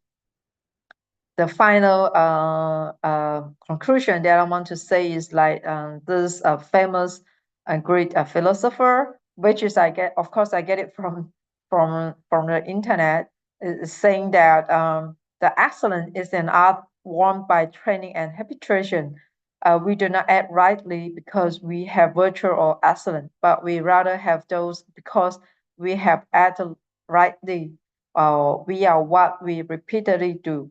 So I think this is, I think the same message is even like Master say, when a person is born and accept for our own temple, our own original nature, and which affect due to the nature, but our habit are basically acquired and are the result of the influenced by family or the external environment, like such as what we received from the education. So the so-called the ideas of will affected our behavior, and the behavior will becomes a habit, and the habit will becomes our own personality. So, and the personalities will affect our destiny. So this is like 行为可以 and will affect our destiny. 我们的习惯可以改变我们的命运. So in other words, it's like our daily word. I mean, how can I say is that we should form the habit of to do good deeds, and if we also have the bad habit, therefore there's no point for us to get attend enlightened. So I think what Master says is that we should turn our transform our bad habitual tendencies. If we want to make ourselves have the excellent into good habit, so every day we should practice, and so that we can have a good excellent behavior for the habitual, and we will become naturally become the nature for our own mind. So I think this is my conclusion that I'm trying to share with you is we shouldn't and think like I have enough and I will stop in this stage, and I don't want to go further to what we say is like to improve our wisdom and to gain more wisdom by diligently. So we should like never be lazy. This is trying to give the message. It can be it can be like repeated to do the same habituation, and can be trained to be the good. I think this is the message that I'm trying to say. Hope you can understand. So anyway, thank you for your listening. Thank you. Cảm And ơn my Master sharing. Cảm ơn Master Huang. Very inspiring indeed. And one of the things that I can realize from your sharing, it's about the wisdom behind, other insights behind the condition of practice that we have to face every day. Obviously, for us, we are just regular householders, and my key takeaway from your sharing is, while we can be ordinary householders, we can be extraordinary in our ways of practice. So, cảm ơn so much for that, and the insights of Master's learning about the birthplace of the Sakyamuni Buddha, and to chose that birthplace because the condition that he wanted to have that affinity. And yes, so Master Huang, when the heart is right, it will make our mind to be bright in our cultivation of the virtues, of course. And not forgetting, Master Huang, at the very beginning, you mentioned that part of your vows for this year be sharing on this platform. So we really look forward to your participation, to share us the insights from the abode.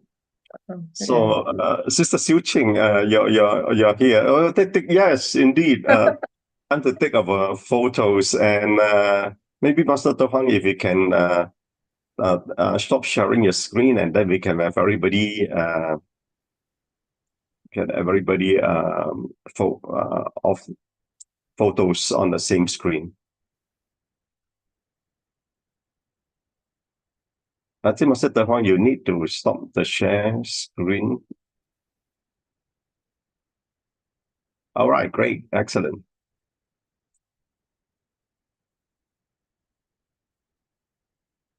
So can the rest turn on the video?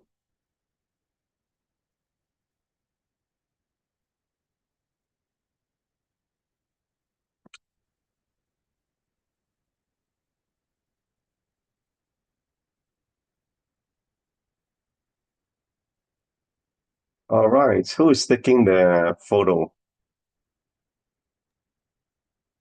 I think a bit of a state. 感恩 Sister Effie, you're taking it. I also took also. All right. Excellent. 感恩 Thanks so much, Master Huang. All right. So the next we have another interesting session. This is from our two newly commissioned practitioners, Sister Christina and Sister Geok. And I understand that both of you were in the English group in the commissioning session, the group 27, which is a solely English group, I understand, back in December last year. So we look forward to your sharing on your journey, and platform is yours.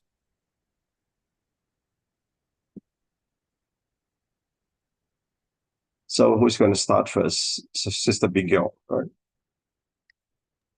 Yeah, good morning. I would like to share how to share my screen. Wait. Yes, we got that. Oh, sorry. No, not this one. Not this one. All right. How to stop it? Okay, you go and go to the at the bottom. You share screen. Stop it. Yeah. Wait. You move on to. You have now on the chat group. You're actually sharing your chat group. Okay. Sorry. Right. So it's okay. I think I try to share your screen. Yeah, you try to share. Okay, sorry. I try. Yeah. No worry. 好，感恩。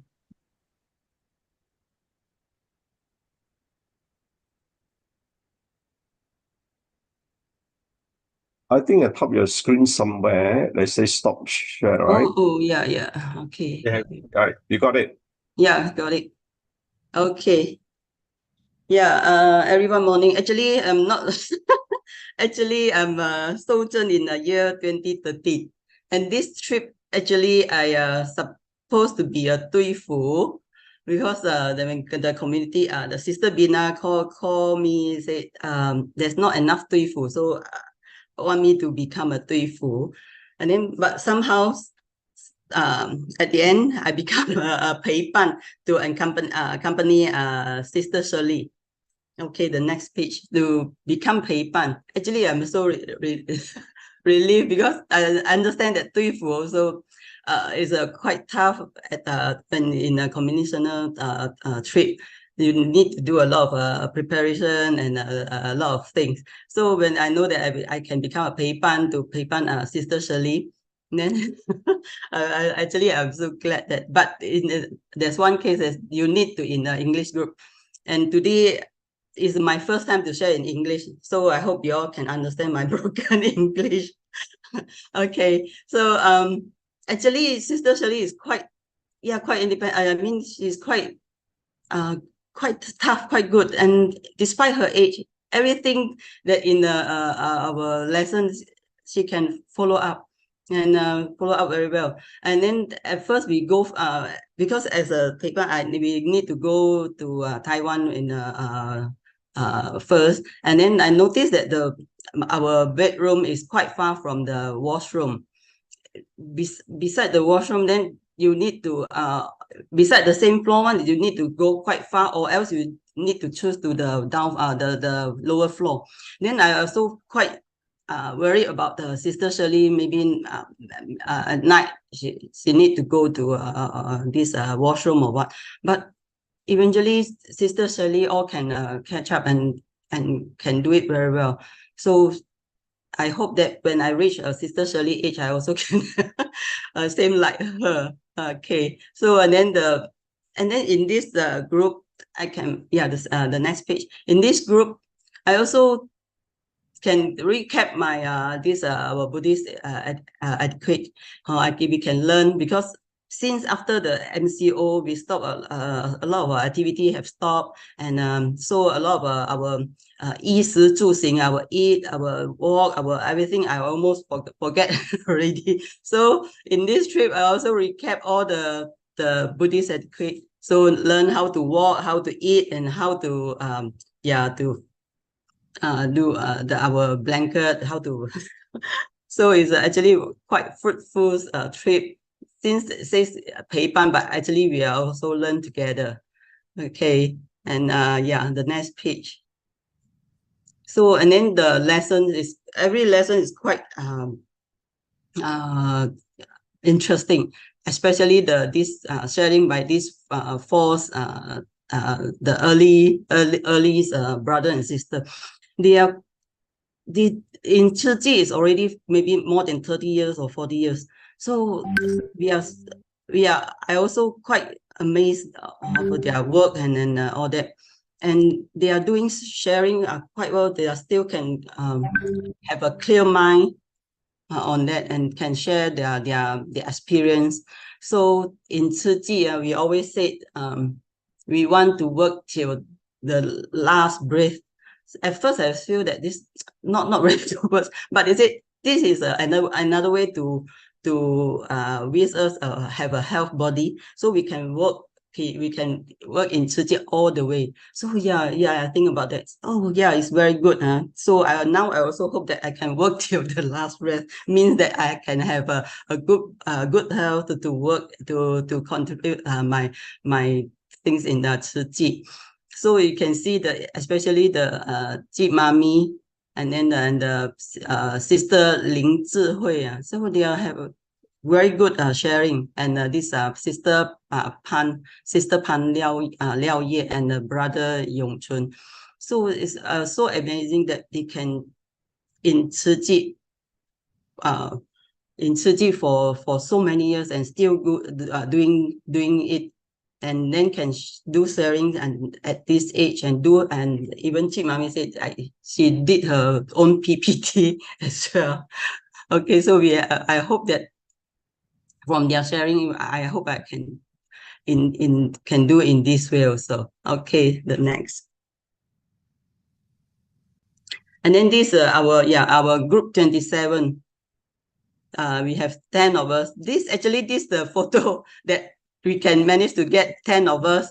And then after this day, and then everyone know that Sister Sharon at that night she did the COVID test and found out that she had had the COVID.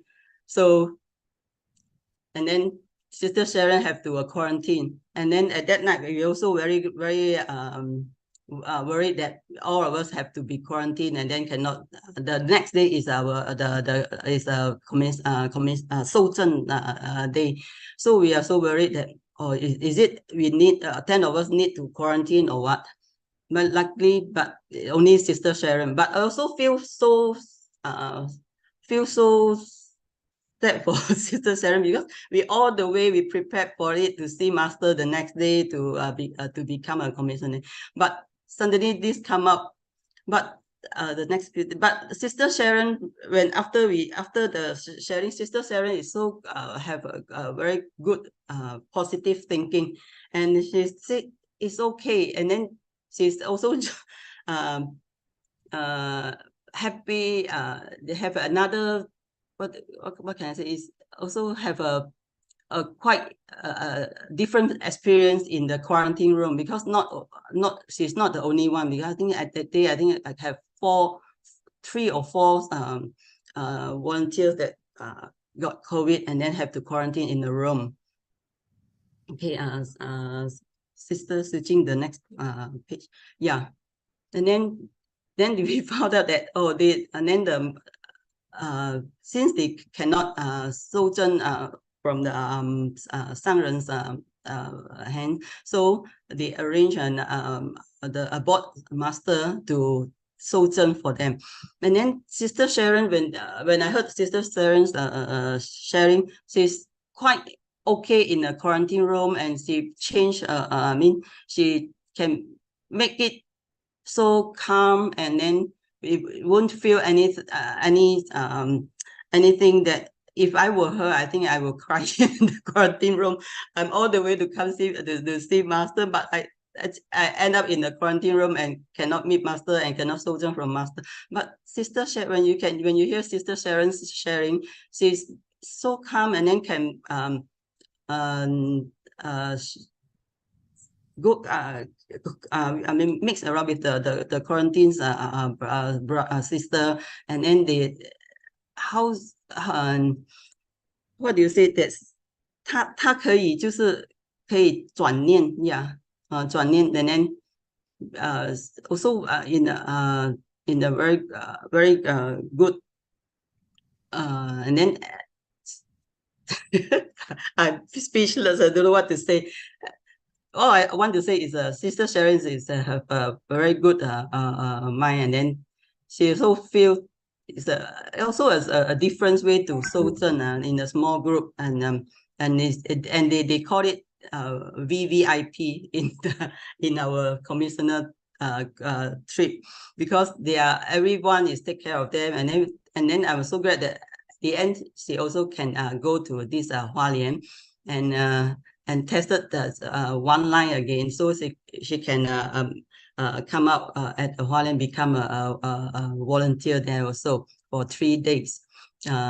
Yeah, so Sister Sharon and Sister Shirley, actually, I very admire them. Their mind are very strong, and then they can have anything happen, they will take it and then change their mind very quickly. So I hope one day I always remind myself that I need to do this also. Don't panic when things come and all that. Yeah, actually my sharing is up to here. Yeah, thank you for Sister Su Ching for inviting me, and I hope everyone can yeah, this is my first time in sharing in English. Okay, thank you, and wish everybody Happy New Year. Thank you. All right, so next, Sister Christina, you're taking on the platform. Yes. Good morning, all Pusa, to Master Huang, and also all who are in this platform.感恩 for giving me this opportunity to give my sharing today. I like to apologize to all because I do not prepare anything or PPT for this time sharing. But I'm very grateful for the opportunity given. Just now, while listening to Master Huang sharing about this topic about karma, then I just recall about something that I encountered last year. Actually, let me start first with my sharing about my journey to India. Then I will continue to my trip to Taiwan. Last year, I was given the opportunity to be join up this volunteer works at Bogaya also, and I was very happy, grateful to have the opportunity given. So while I was there on the 4th day, there's some incident happened to me, and I'm very happy to be there. And then while on the 4th day giving up my duty, I was hit by the buffalo, and then I was hospitalized, and my foot was cast up. So I felt very how to say I felt very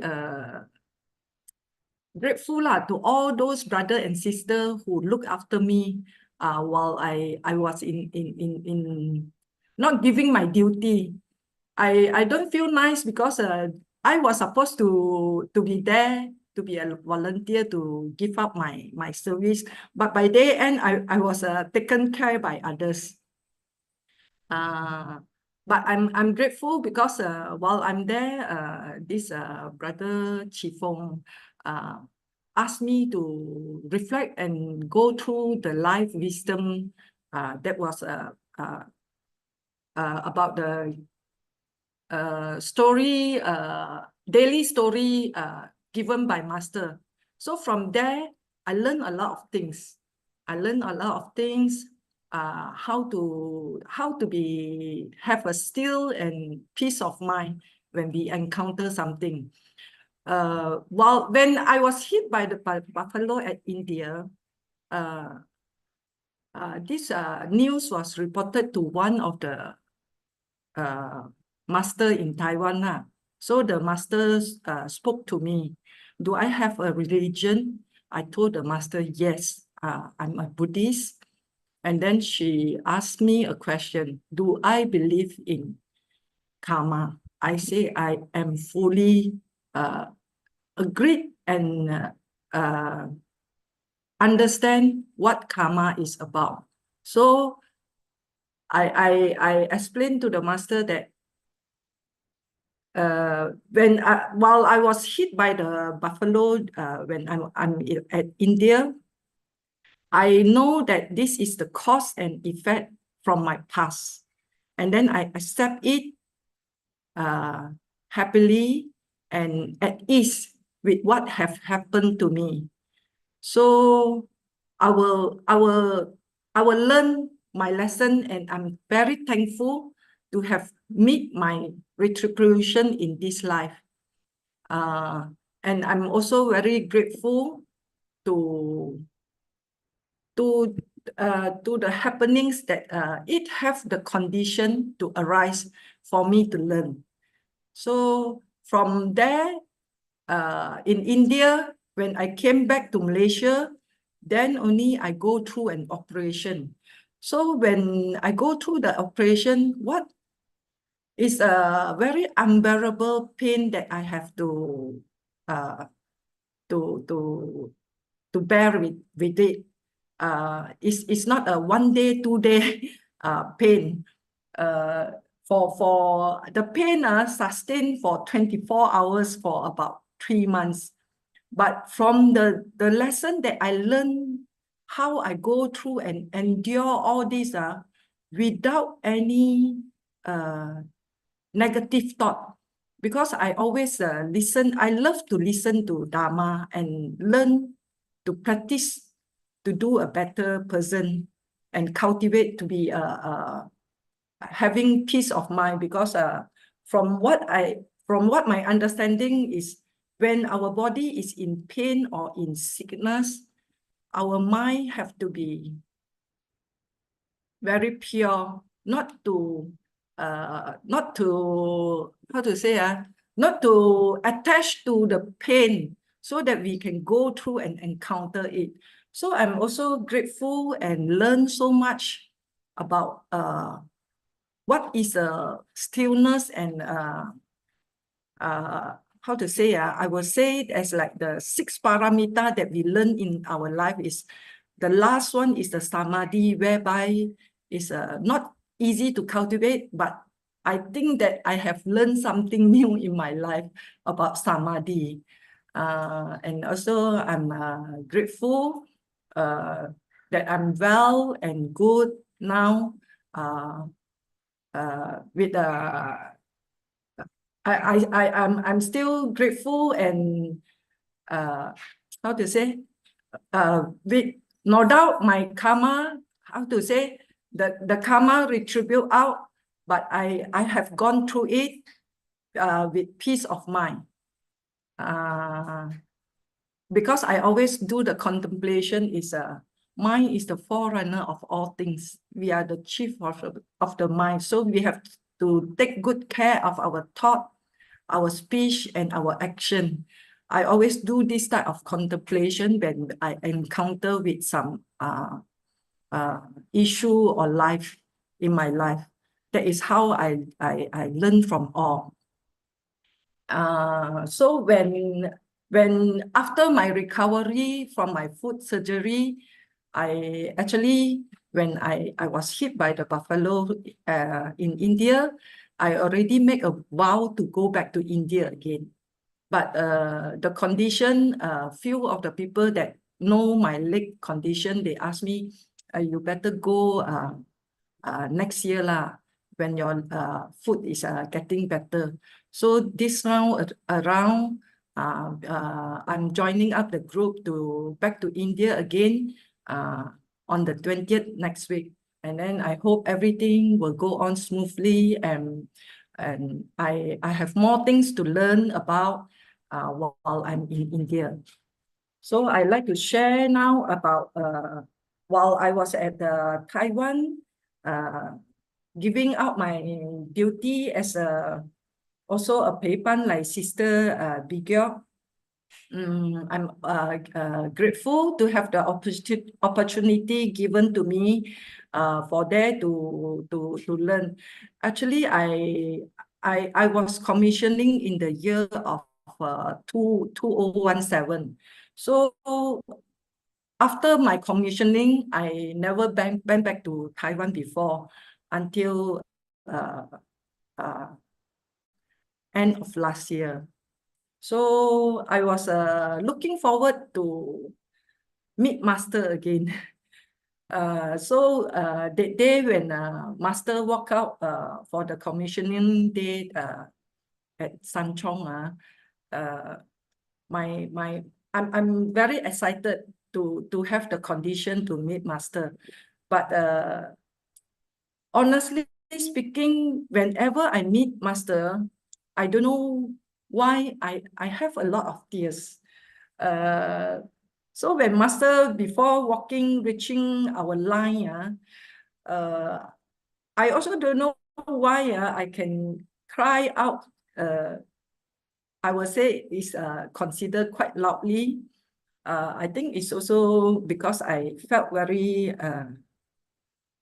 忏悔. I always 忏悔 to Master because I felt that I'm not doing good enough as a disciple, as a Master disciple, and I vow to learn to be a better one in near future.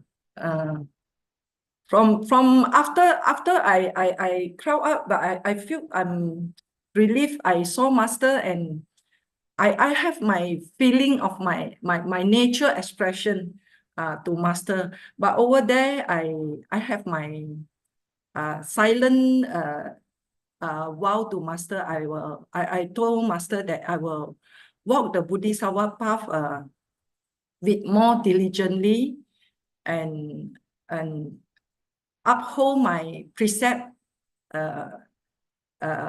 more sincerely for me to grow my wisdom. From my learning over there, there is one teaching that make me keep it in my heart is whenever we meet or encounter people who are not noble, we always, the first thing that we have to learn is forgiveness. This is the very important things that we as a practitioner have to learn. And then forgiveness, and then the second thing is we must to make the understanding of why these things we face it in our life. And then the third things that we have to learn is to accommodate. Accommodate is like to accommodate is to me like tolerance, dealing with the situation or with the issue that we encounter in our daily life. And then the last one is to be very grateful for us to have the condition and affinity to meet up with this situation or the issue in our life. We don't take it as an issue. I always put the Dharma reflection when anything happen to me. I will take it as I'm grateful because I have the condition to learn and grow to this happening. What this lesson going to teach me? I always reflect on this. So when our mind we turn around, all things will be good, and we will have peaceful of heart and at ease to go through our life lesson. In our daily cultivation, I find that I like to share. Up to today, I still listen to Master Dharma, but due to my work and my busy schedule, nowadays I listen to life wisdom, and then from there we have more things to understand about what Su Ching activities are, and then what Master summary to us as a disciple, and then I'm taking how to say a very I'm learning to be one of good disciple, master good disciple. Sorry, because I don't prepare any of my PPT. I hope everyone can understand what I'm trying to say out. Yesterday, I did listen to the live wisdom. Master advice was we need to turn our unwholesome thoughts into wisdom. So this one made me a very deep reflection. From how our unwholesome thought, we want to turn it into wisdom. We must learn to eliminate all of our ignorance and attachment in order to free us from suffering. So over here, after listening to it, I vow in this lifetime, I hope that my evil roots of greed, hatred, delusion, arrogance, and doubt can be fully rooted out. And then the Dharma practice will be planted in my heart, fully planted in my heart, in order for me to move forward in this life, to be a better person in this lifetime and in future lifetime when I have the condition to come about and learn about new things again. Just now, I'm also very grateful to be given the condition to be in the team 27 when we are at Taiwan dedicating our service. Grateful to meet up with some of the people from other places to learn more things. And I'm happy to hear all those sharing, like especially Sister Geok mentioned just now. I really have a salutation to the elderly Pusa who are so actively giving their dedication to helping up Master to carry up the service and duty. In fact, when I'm at Taiwan, I'm so touched with all those volunteers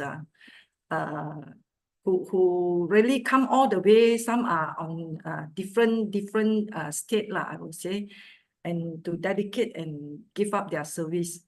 Mostly the Taiwan volunteers who are there are more than 60 years old. So I always talk to myself, I am much more younger and I am much more younger than them, all those volunteers. Hey, what am I doing here? How come I'm doing less and not dedicating more than what they are doing?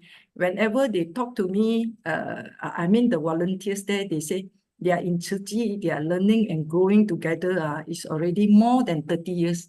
Any of them that they came and have conversation with me, I really salute to them.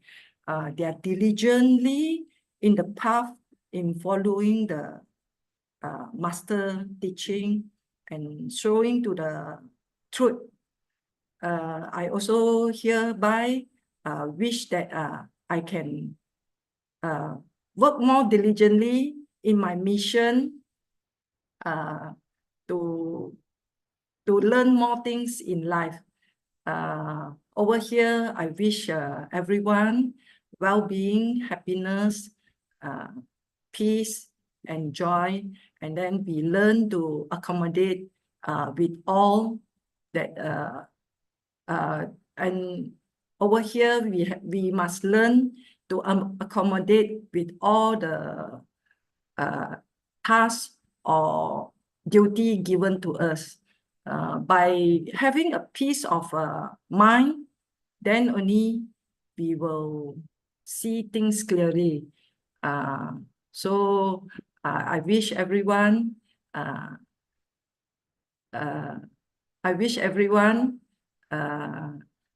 putting and practicing the Dharma daily, and let us all walk the path diligently. And then thank you for listening in and giving me the opportunity to share over here. 感恩 for listening. Very grateful. Thank you. Sister Geok and Sister Christina, my apologies for Sister Geok for that you were already a commissioner and were the PayPal during in December. So Sister Geok, there were two important points you shared with us today. One is the condition that you went through, and the second point about the gratitude that you have. I guess you've taken on the condition and say, well, it's something for me to learn, and it's grateful that the condition was such that you had all the brothers and sisters there, and that was the affinity that you have. So I think what I've learned from the point that you brought up is that everything that happens to us is for a reason. There is no difficulty without a learning. And there's no trial without a test. And there's no disaster without a lesson. So there is no effect without a cause. And there's no suffering without a teaching. So, and therefore, there is no one without an affinity. So we try to know the matters and the principles that Master had taught us. And the point that you mentioned about gratitude, you have shown us your devotion, the compassion, the reverence, the gratitude, the sincerity, and the diligence. And these are the 6 virtues that help safeguard us to travel on this path the Master is guiding us. So,感恩 so much for the very insightful sharing by both the sisters and the affinity we have with each other. All right, so with that note, brothers and sisters, that's all the time we have for this Saturday. And we hope to see you next Saturday. So with that note, as we end this session, let us offer 3 bows to the Buddha and 1 bow to the Abode Master. First bow. Second bow. Third bow. We offer a bow to the Abode Master.